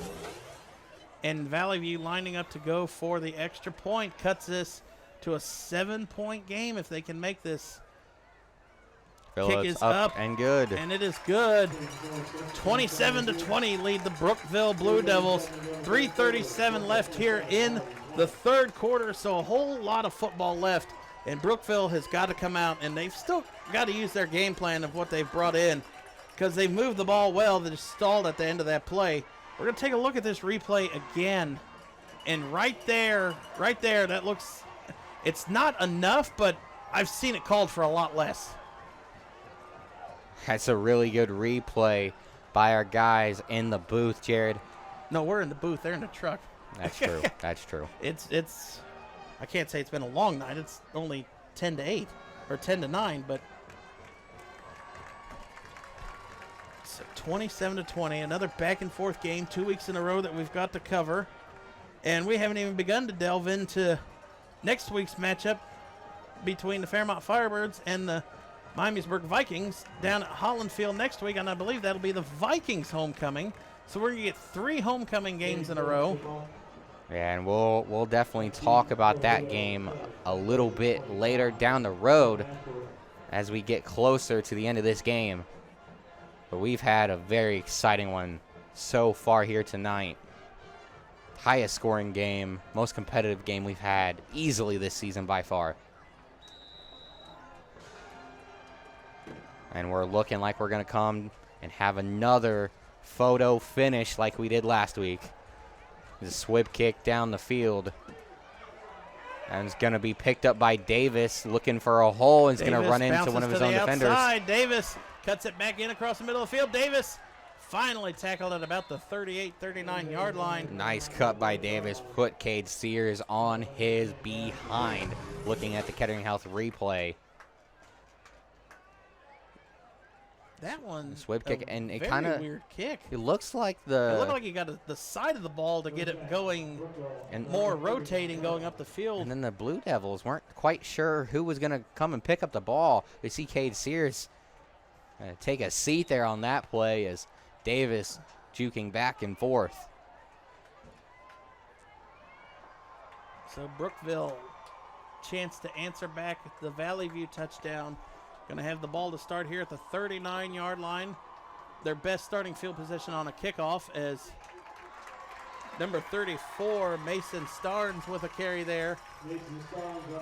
Tackled, looked like first by number 10, Gavin DeGroat, and he's been everywhere tonight on the defensive side of the ball for this Spartan squad. And you see here, shot of the Valley View Spartan Army is what they're called, if you want to give them a follow on Twitter and Instagram. And this Blue Devil offense, you know, they've been able to move the ball here in the third quarter, but have not had any success scoring. So they're really looking to maybe get the ball back in the end zone here on this drive. Davis goes out in motion. Murr looked like he's going that way. He's going to the far sideline, and it is knocked away at the very end by number, looked like, was that 27 or 23? 27, Hunter Piaski, or Piaski, or, but there's a flag on the play. I think this is going to be holding. Let's take a look in the replay, and it is. Looks like it's going to be a spot foul, so it might not be as bad as what an initial holding would be. You'll see here. Yeah, right there, right on the end. Well, I guess you could have called it on 3 or 4 of the offensive linemen. But look at that. Piaski going up to the height of the ball to knock that one away. High pointing that ball in the air and able to tip that thing away before it came down to the intended target. Well, they're going to mark this one back. It's going to be 1st and 20.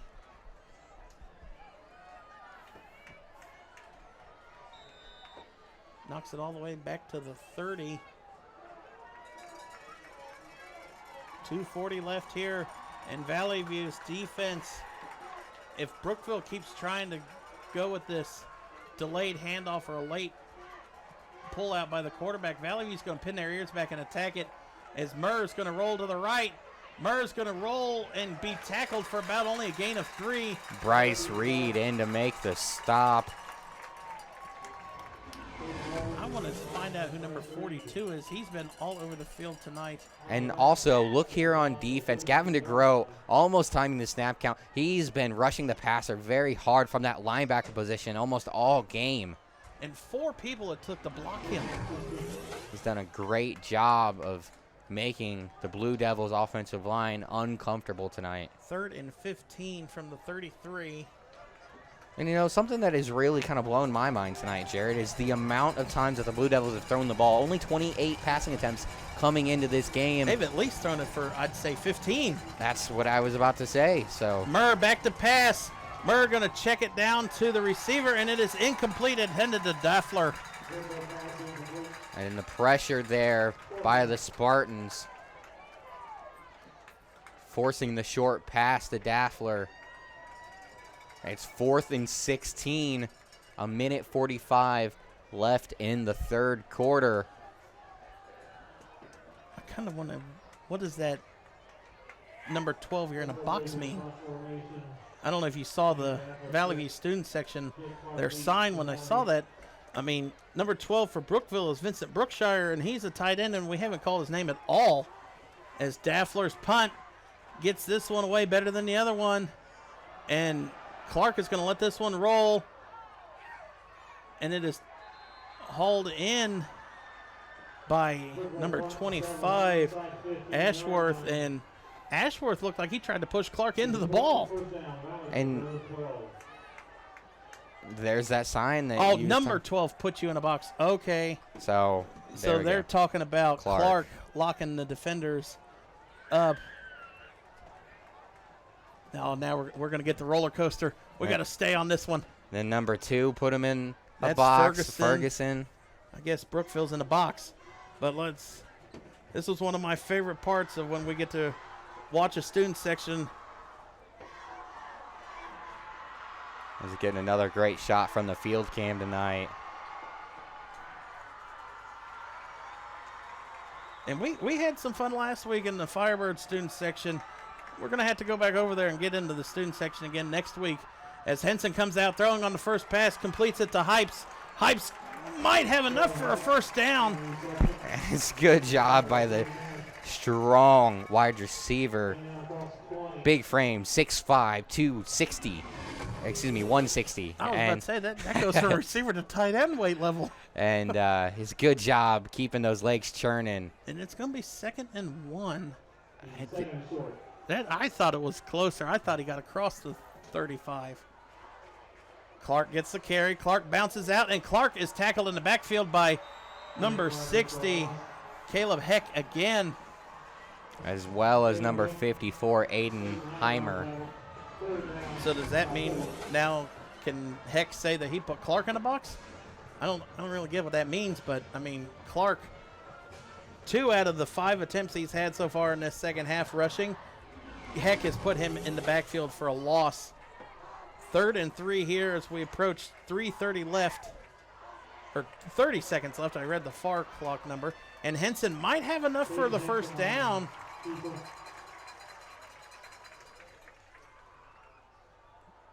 Waiting for a signal. And it's going to be 4th down. It's going to be 4th, and, I mean, that's going to be inches. Good job by Owen Rhodes, big number 71, getting in the backfield, forcing the pressure. And Valley View's got to send the punting team out. You don't want to give it back to the Blue Devils here, but I would ask for a measurement. Well, the referee has it marked almost 1.5 yards short. I would have definitely asked for a better spot or at least a measurement on that. We must have gotten a bad angle over here, Jared. Ferguson on the punt. Ferguson gets the punt away. And that's a boomer. It's going to roll out of bounds. Well, it's not out of bounds yet. And now let's see if we can get this going. A Valley View roll. Rolled out of bounds with 8.2 seconds left. Brookville is going to take over 1st and 10 at the 31. That was an excellent punt there. See. Look at this replay again. Henson, unless they say he was out of bounds right before the marker, but either way, it still looked like a bad spot. That was a 50-yard punt. there by Ferguson with the good bounce and friendly roll.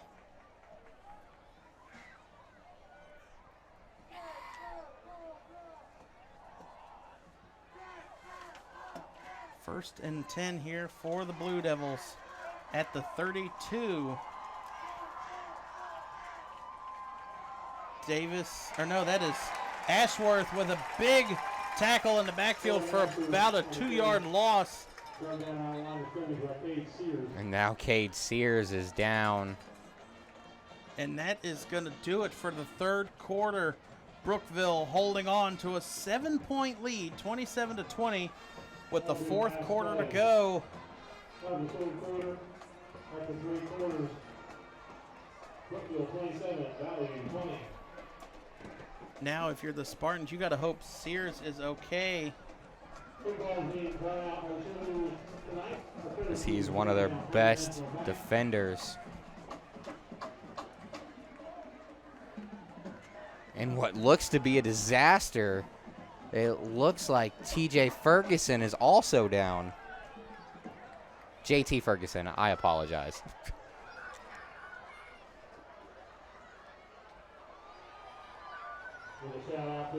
And now Ferguson is going to get up and walk off under his own power.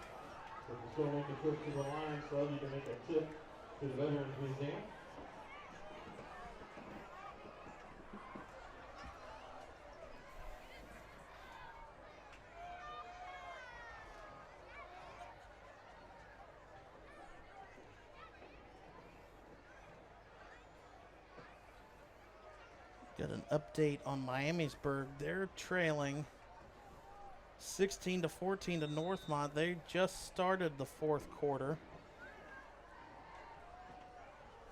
Piqua put a beating on Fairborn, 77-0. Murr going back to pass. Murr throwing it down the far sideline and hits a wide open number 14, Clark Johnson. He's going to get into the end zone. And Connor Clark Johnson On a 69-yard touchdown pass. And can we get a shot of Keegan Murr? He was going absurd on the end of that play, running over to the sideline. He was so excited. Gotta love the energy. Get that wide open is beyond me. As you see, Ferguson tries to get him down, but looked like he went to swipe the ball out instead of going for the tackle. But Valley View, I mean, I would say that this is shocking. Brookville, you said, have only completed 28 passes all year. They have 4 passing touchdowns tonight for long passing yards. Well, A 69, the tip one that was right at before the end of the half, that was about a 58-yarder. They have another long one for, I believe it was to Starnes. But this is just shocking for a team in the SWBL that does not pass the ball nearly as much as what the passing stats that they're putting up tonight. yeah, like I said, Jared, and like you just said, 28 attempts coming into tonight's game. I That's think they just probably over have 5 a beat it. game. I guarantee that they have beaten that 28 tonight. Yeah, they've been throwing it all over the field, and you know we've talked about so much how good their running game is with the 1,350 yards coming into tonight's game, but it's been all about the quarterback Murr tonight. And when I was watching Murr doing warm-ups, it just didn't look like he was one to throw it down the field. But he has come out, and especially in this second half, when he can roll out to the far side and get a lane down the field or look down the field to throw it, he can hit the wide open receiver. But this receiving core has had at least 5 times that I've counted that they have busted through this Valley View coverage. And Valley View is almost focused on the run too much, and maybe that's why there's such big holes that this defense or that this wide receivers are getting through. And talking about how they've busted through the defense, we're talking 5 different plays where they've had guys that are 10 30, yards, 40 yards. 10 yards wide open. Oh, like yes. no one even close. As now Ferguson's going to return this one. Ferguson cuts it out to their outside And he maybe gets out to the 27 on that. But back to this. Oh, I thought this was going to be the touchdown replay. But you can see here, no blocking here by the Spartans return team. 20 seconds in to the fourth quarter, and it's a 14-point lead for the Blue Devils. And we're at 54 points. Well, here we'll go back. This is the touchdown pass to Murr. You saw he rolled out to the far right, had a huge lane, and nobody's around. There's no one within Clark 15 Johnson yards. for 15 yards. And Henson then at the end, throws. This one's going to be completed to Ferguson. He's got some room. That's a beautiful play as Ferguson's going to pick up about 15 yards after he makes the catch. Good job by Henson finding him. Out to the 45, and this is nowhere by any over. I mean, Valley View has the quick scoring ability. And yeah, Jared, I really think that when it's all said and done tonight, there's going to be more yards in tonight's game than we've maybe had in 2 of our games so far this season. These guys are moving up and down the field with reckless abandon. Henson back to pass. Hands off to Clark, actually. Gains about 4 or 5 on the play.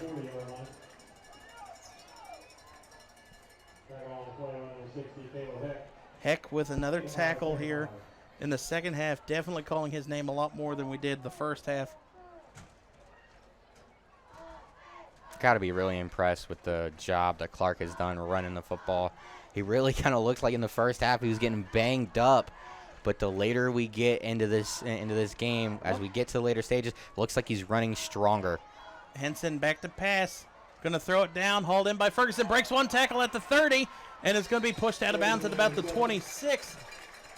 And this guy is not going to be stopped, Jared. I don't even know if you can call Clark being banged up. We saw Clark initiate a lot of the contact, lowering his helmet the first half.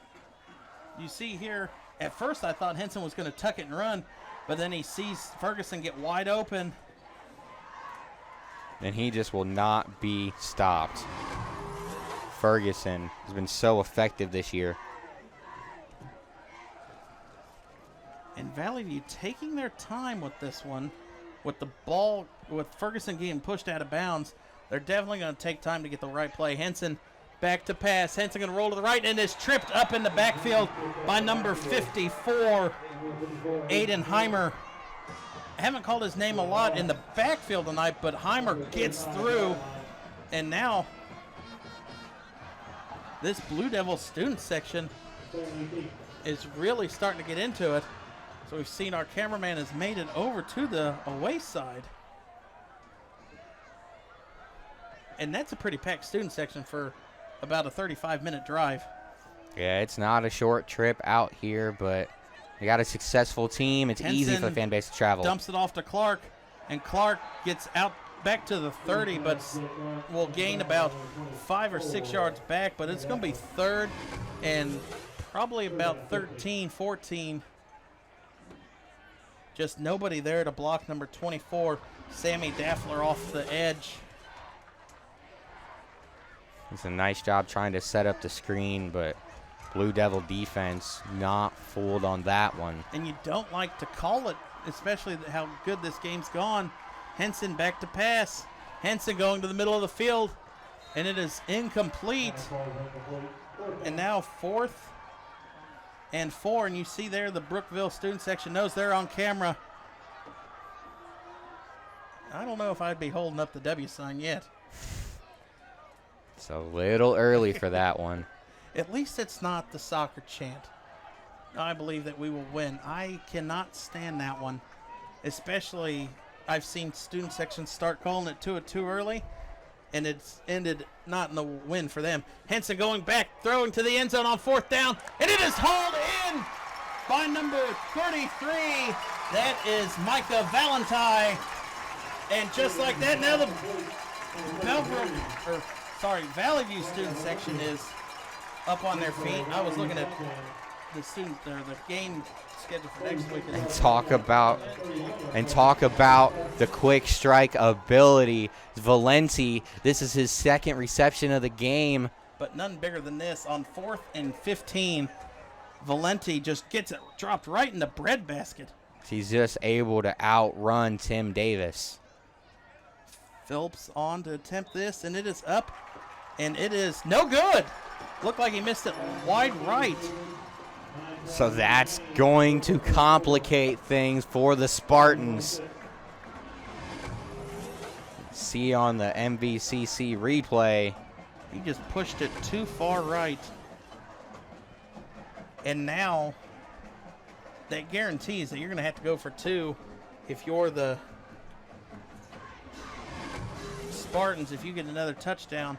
But let's just look at this offensive line. This is probably the best blocking that Henson has had all night. Number 64, Chase Kinder, the left tackle there, doing a very good job stopping Aiden Heimer, the edge rusher, coming around the corner. Got good push, had good positioning. Was able to give his quarterback plenty of time to deliver that touchdown strike. If you're the Spartans, your defense is only giving up 1 score in this half. Is it too early to go for an onside kick? Phillips cannot make it to the end zone for a touchback or try to pin him deep. I think if he could maybe put a little bit of English on that ball like he did the last kickoff, well, I think he could get it to roll back. It's got to get to the 50. It'd be an interesting decision, Jared. It's a gamble. I mean, your defense has given up only the 1 score. They've held them in check most of the time. On National beat for Wheels. See, with I would put it at least get a look to see what they line up for. 9 minutes and 12 seconds left.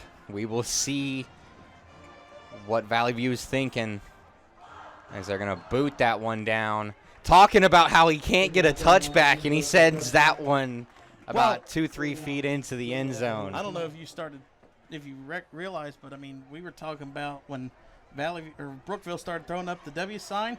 That next play was a touchdown, so it's definitely not over. And I guess Phillips heard me talk about how he doesn't have the strength to get it down there as he does. As he said, "I'll show you, Mr. MVCC announcer." They don't know me as well down here as they do in Kettering and Centerville. Yeah, not yet. Jay Bird, voice of the Flyers, not quite the same. Murr going to go under center. First time we've seen him do that in a while. Murr going to hand it off to the first running back. I think that was Grady Lamb. And now you have now we've got a student section battle going back and forth. These are the best parts of the game, is just to see how the student sections go back and forth. Yeah, and a couple weeks ago, I believe it got pretty legendary when we were here. We had the student sections going back and forth. Oakwood said that one day Valley View would work for them. Classic. Never heard that one before, but it's one of the best chant battles I've ever heard. I believe it was, "It's all right, it's okay, you're going to work for us someday." Yeah, so disrespectful. Yeah. To grow in there. And what a tackle there by number 42. And I wish we knew what number he was, or what his name was. He has been in so many plays. He's been spectacular so far today.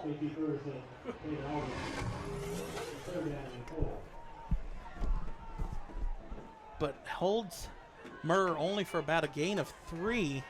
As you see here, look across. Now we're over on the Brookville sideline with this.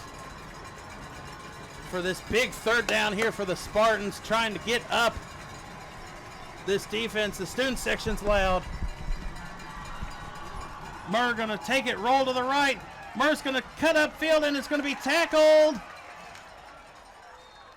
for only about a gain of 1. It's going to be 4th down. And number 42, Taven Aldrin, was the first Spartan in there on the play. Been looking for his name all night. Finally got the big man's name. He's been excellent here in the second half. 7:15 left and counting, 4th and 2. And Brookville, you've got to send the punting team out there. A ball inside your own 30. But with a short field, looks like you're right. They're going to send the punting team out. And now things are going to start getting interesting. Under 7 minutes to play. Daffler's the punter. High snap. Daffler gets it away, but it's a low kick. Fielded and the ball's on the ground, but is that Ferguson or? That's Clark. That's Clark, but gets it out to about the 40. So 6:43 left. Valley View's got to score a touchdown and go for 2 to try to tie this one up. You see here in the Kettering Health replay, Clark didn't take you to right read off the bounce, but it bounced right in front of him, luckily.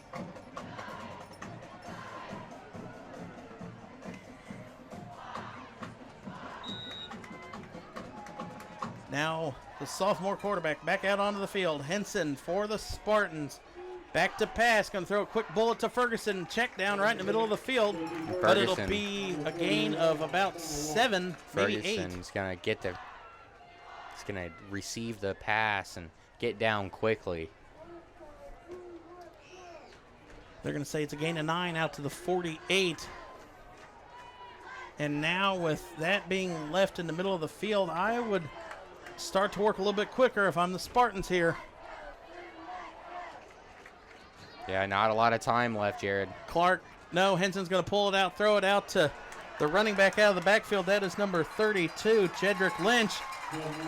And Lynch has enough for a first down into Blue Devils territory to the 45. Some tough running after the catch by Lynch. It was a little high. Henson almost sailed him on the play. It was a good job by him to be able to pull down the high pass and pick up a nice chunk of yardage. Younger brother to Lucas Lynch, and if you want, he was the star running back last year for the Spartans.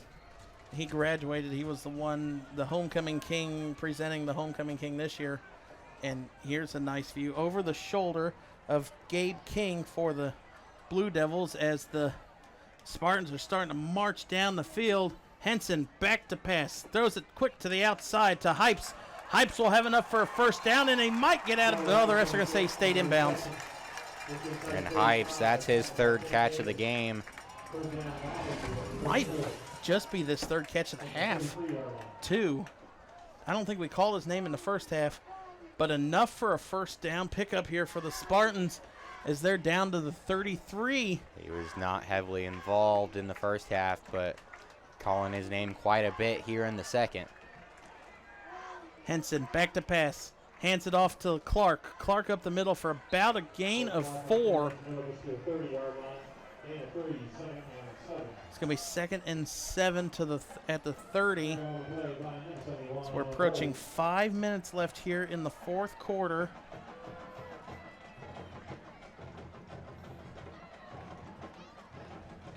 You would think Valley View would move with a little bit more emphasis on this.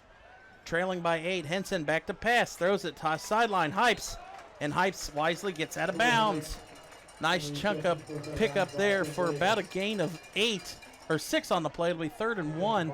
And, you know, Henson is not very experienced. He's only a sophomore. And but was he's back. I don't even think he was on the roster last year. That I think about it. He's been very good here in this game. Not forcing anything. Keeping the game within reach and keeping the game manageable. That's Clark a good word for it. Gets the carry, and I don't think he got the first down. He might have picked up a yard. Let's see where the refs mark it down. So this is what the coaches get paid the big bucks for. As it looks like it's going to be 4th and 1. They change it on the clock. 4:15 left and counting. If I'm Valley View, you've got to bring in some extra weight here, a tight end or another lineman to try to bulk up one side of the line. Play clock is down to 6.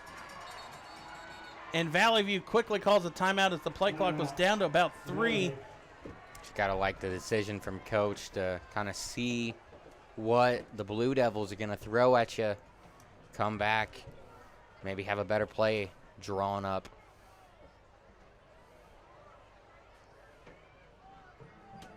So 4th and 1. What do you call?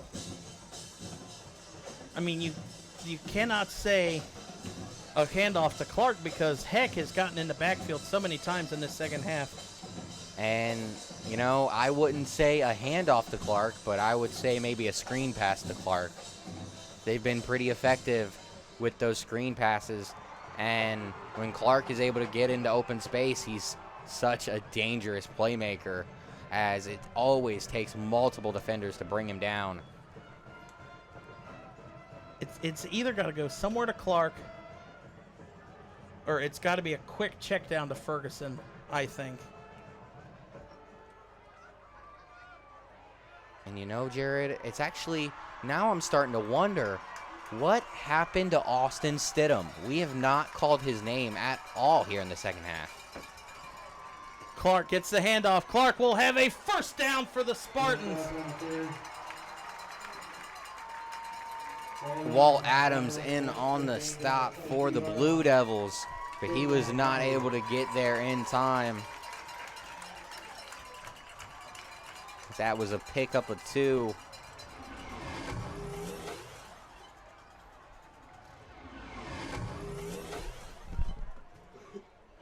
.345 and counting here. 1st and 10 at the 22. Valley View trying to drive and tie this game late. Henson back to pass, throws it, and it is hauled in by J.T. Ferguson at the 12, and that'll be enough for another Valley View first down. He's been so good. 19 catches on the season, Jared, and he's got like 10 tonight. 2nd and 2 to the 14. He's really been racking up the numbers. 3:15 left to go here. Henson going to roll to the right. Henson throws it to the outside, and it is incomplete, intended to Hypes. And that was a good throw to the big target on the outside, but he was not quite able to haul it in, just a little bit out of reach. But, you know, that's really what you want out of your quarterback. Put it in the hands Only of where your defender, your receiver can get it. Yes, that sir. might be why we have seen Hypes so much in this second half. Something might have happened to Stidham in the first half, and he's been out for the rest of the game. I mean, you got a big 6'5" target. 3rd and 2. Why not Clark use gets him? the carry. No, Henson keeps it and throws it at the feet of Clark. Oh, no, sorry. Intended to number 17, Cade Sears. So now we're going to 4th and 2 here at the 14. The offense has got to stay out on the field. Phillips has shown he can't. He pushed an extra point. I think he's pushed 2 of them, actually, tonight. Well, the one got blocked in the first half. And regardless, 8-point game, 3 minutes left. You don't have time to try and kick a Henson field goal. back to pass, throws it to the far side, and it's incomplete. And that was a great angle by the field cam. Brookville takes over on downs. As a defender, I believe that was number 54, Aiden Heimer, was able to get his big paw up there and knock that thing away. You see here in the Kettering Health replay of a fumbled snap, and yes, it was tipped right at the line. And that was if it Aiden wasn't Heimer. tipped, I think number 4, Keegan Murr, the quarterback, I think he could have intercepted that one because he got in front of Ferguson. And wouldn't that have been a great turn of events for Murr? He's thrown two interceptions in this game, And has an that would interception. That have would have been his 2nd. exactly would have been a great way to correct. Valley View's got to pin their ears back, and this is going to be a full-out rushing attack for the And when you Blue look at Devils, you the would Kettering agree. Health replay, As this run goes for about a loss of 1 on the play. when you look at the Kettering Health replay, you see Murr, he jumps the route. So, you know, it's like he said, it's kind of a good thing it got tipped, or that thing could have been intercepted. But, you know, when you target Ferguson 15 or 20 times like they have tonight, it makes it easier for the defense sit on that route, and at some point they're going to get a good jump.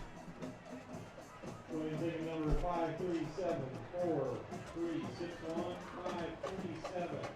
2nd and 9. Ball on the 15.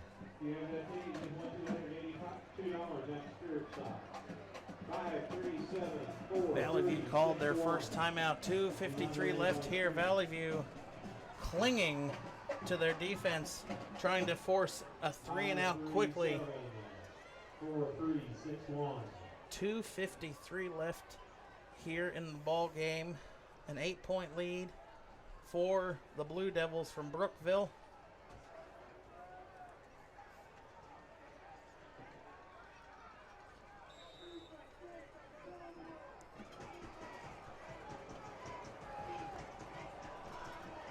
You remember how Valley View had that ball stripped from them in return for a touchdown. Got to think Valley View's defense, they want to return the favor here as Murr hands it off to Davis. Davis has a first down run. Davis is going to be gone. 30, 20, 10, 5, and Davis is going to put this one on ice. A big 85-yard touchdown run for the junior running back for the Blue Devils, and that one is gonna, you would assume, put this one away. And Jared, I gotta hand it to you. You did a really good job coming up with the keys to the game today. As what did you say? The offensive line is gonna have to be good. They're gonna have to do a good job blocking up front, and they're gonna have to not turn the ball over. You know, they really didn't do the greatest job on the second one, but the offensive line has been stupendous. And Davis, who, like I've said, is averaging over 10 yards a carry. That one is gonna help that one. Yeah, it's gonna push those averages up a little bit higher.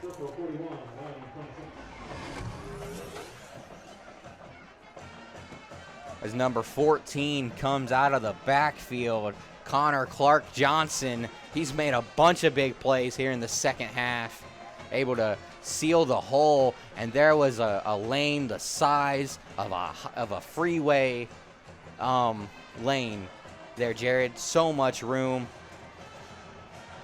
as Davis was off to the races. A great game next week for these Blue Devils.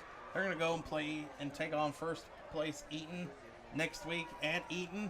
So a momentum-building win like this on the road, and against the team that is actually ahead of you in the conference, because you're 1-1 in the conference, they're 2-0.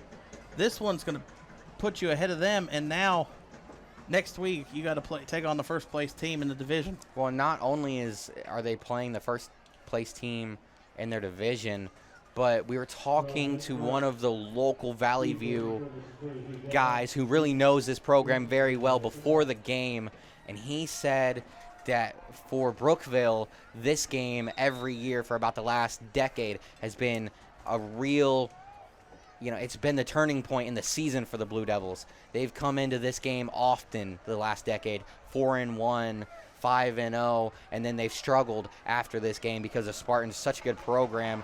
And after they come into this game, it's hard for them to recover. But it looks like tonight they're going to take the Spartans. Ferguson fumbles this, and he's just going to fall down on it at the 10.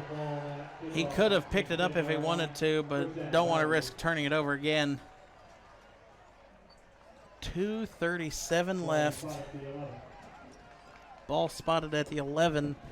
And this is going to be quick passes here for the Spartans if they want to try to score quick, onside kick, and get the ball back. So we have a 15-point game, ball on the 11, so 89 yards to go. It can be done. Brookville just ran it for an 85-yard touchdown. Henson's back to pass, throws it out to Hypes, and Hypes breaks the first tackle, but is tackled inbounds. Looks like he kind of juggled that one before finally hanging on. You really need a lot more than that. With the lack of urgency here for the Spartans, it looks like they're just going to concede this one, and they're going to fall to 3-3 on the year, I believe, or 4-3. Henson throws it out to Ferguson and knocked away there by number 3. Walt Adams. That's the first time we've called his name tonight. First time we've called his name in a while at least. Adams back there playing safety, and he comes in last second. Ferguson still probably should have pulled that one in. It was a good job getting into the play there by Adams. Valley View will go on to play Carlisle next week at Carlisle. Carlisle comes into the night, same record as Valley View. Henson dancing around, going to roll to the right and going to dive out of bounds. Keith Henson keeps the ball in the tackle by 10 Davis. And a little surprised he was able to get out of bounds. Good awareness, though.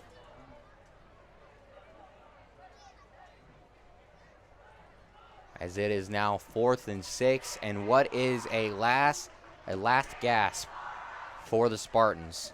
Okay, now you got Brookville calling "This is our house" chant.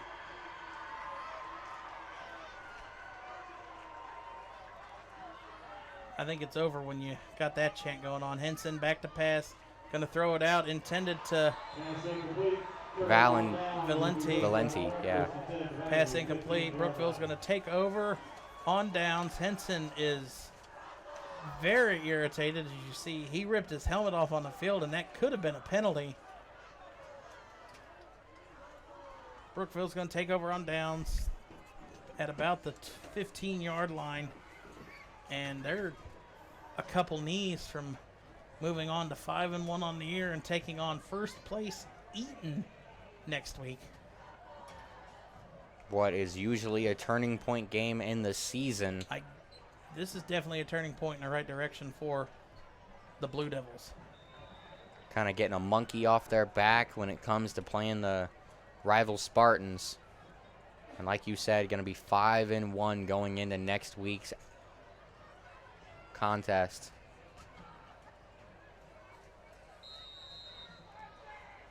There's going to be a false start. Called against the Blue Devils.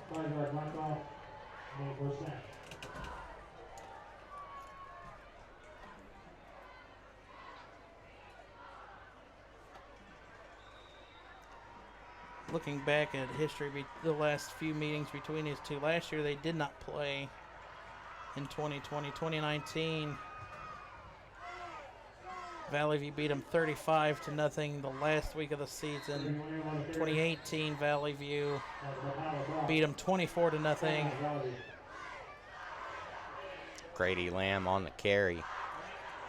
2017, Valley View won 49-28.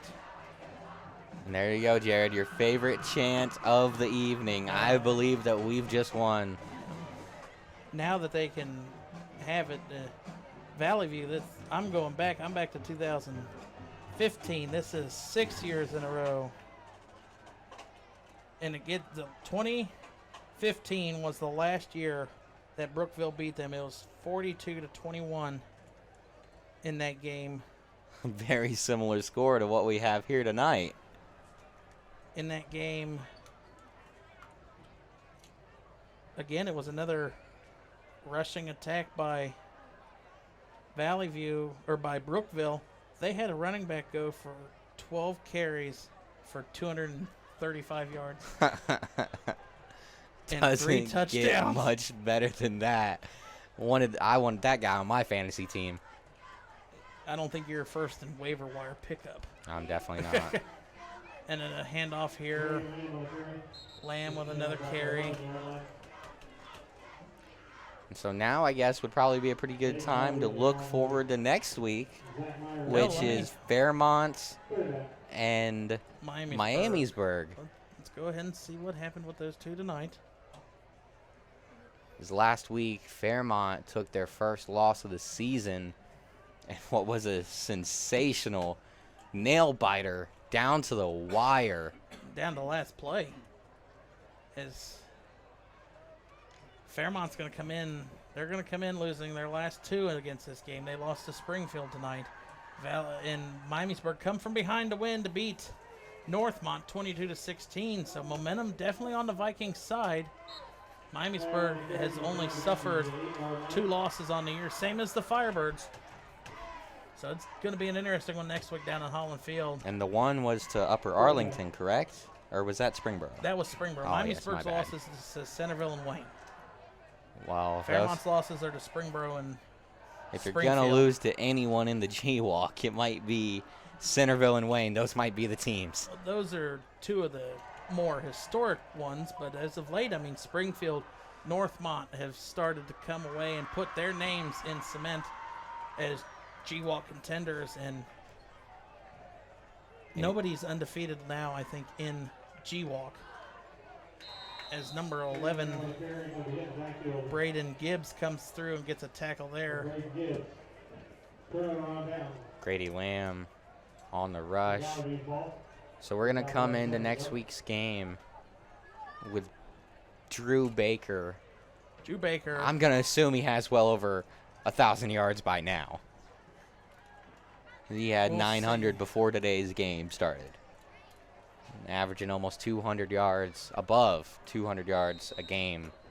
Or no, almost 200 yards a game. And then, I mean, we're going to see Jackson McGowan for the first time this year. For week 1, we saw him.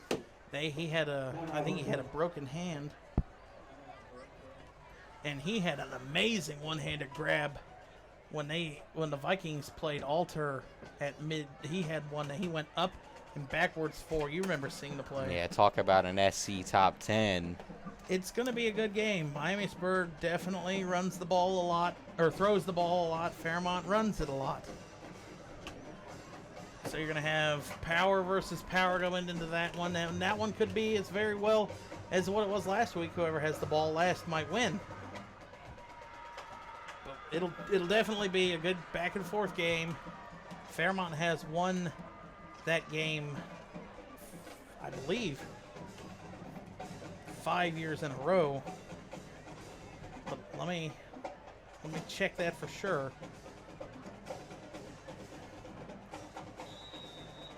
As Valley View is just going to line up here.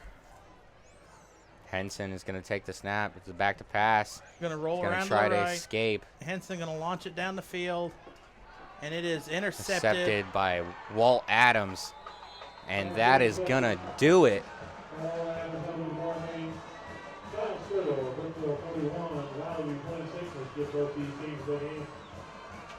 Valley View on homecoming night gets stunned by the Blue Devils, 41-26.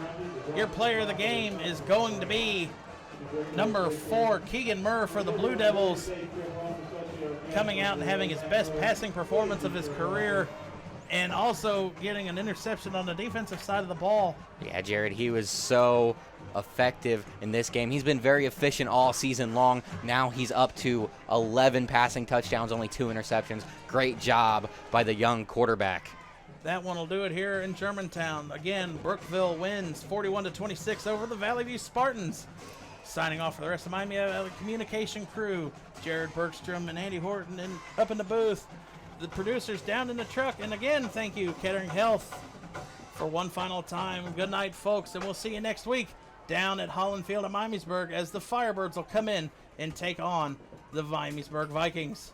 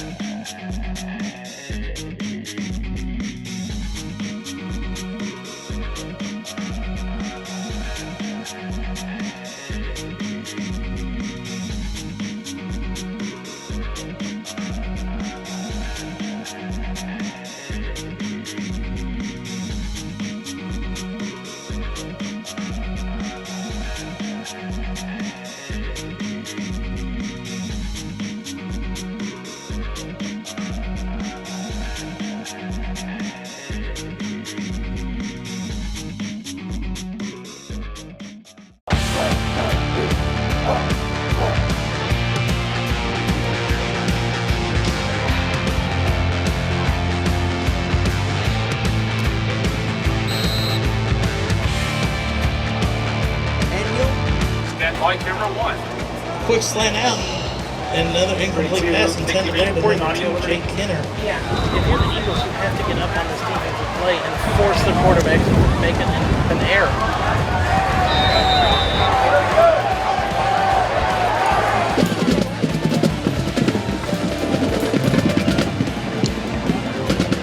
Excellent. You got the ball in. Nicely done. 3-3. Go to 3. By Bell. Bell breaks 2 tackles. It's all you 3. Bell's Nicely out. done. Oh, Bell you should have picked up stayed a there. flag. Keep calling them back 3.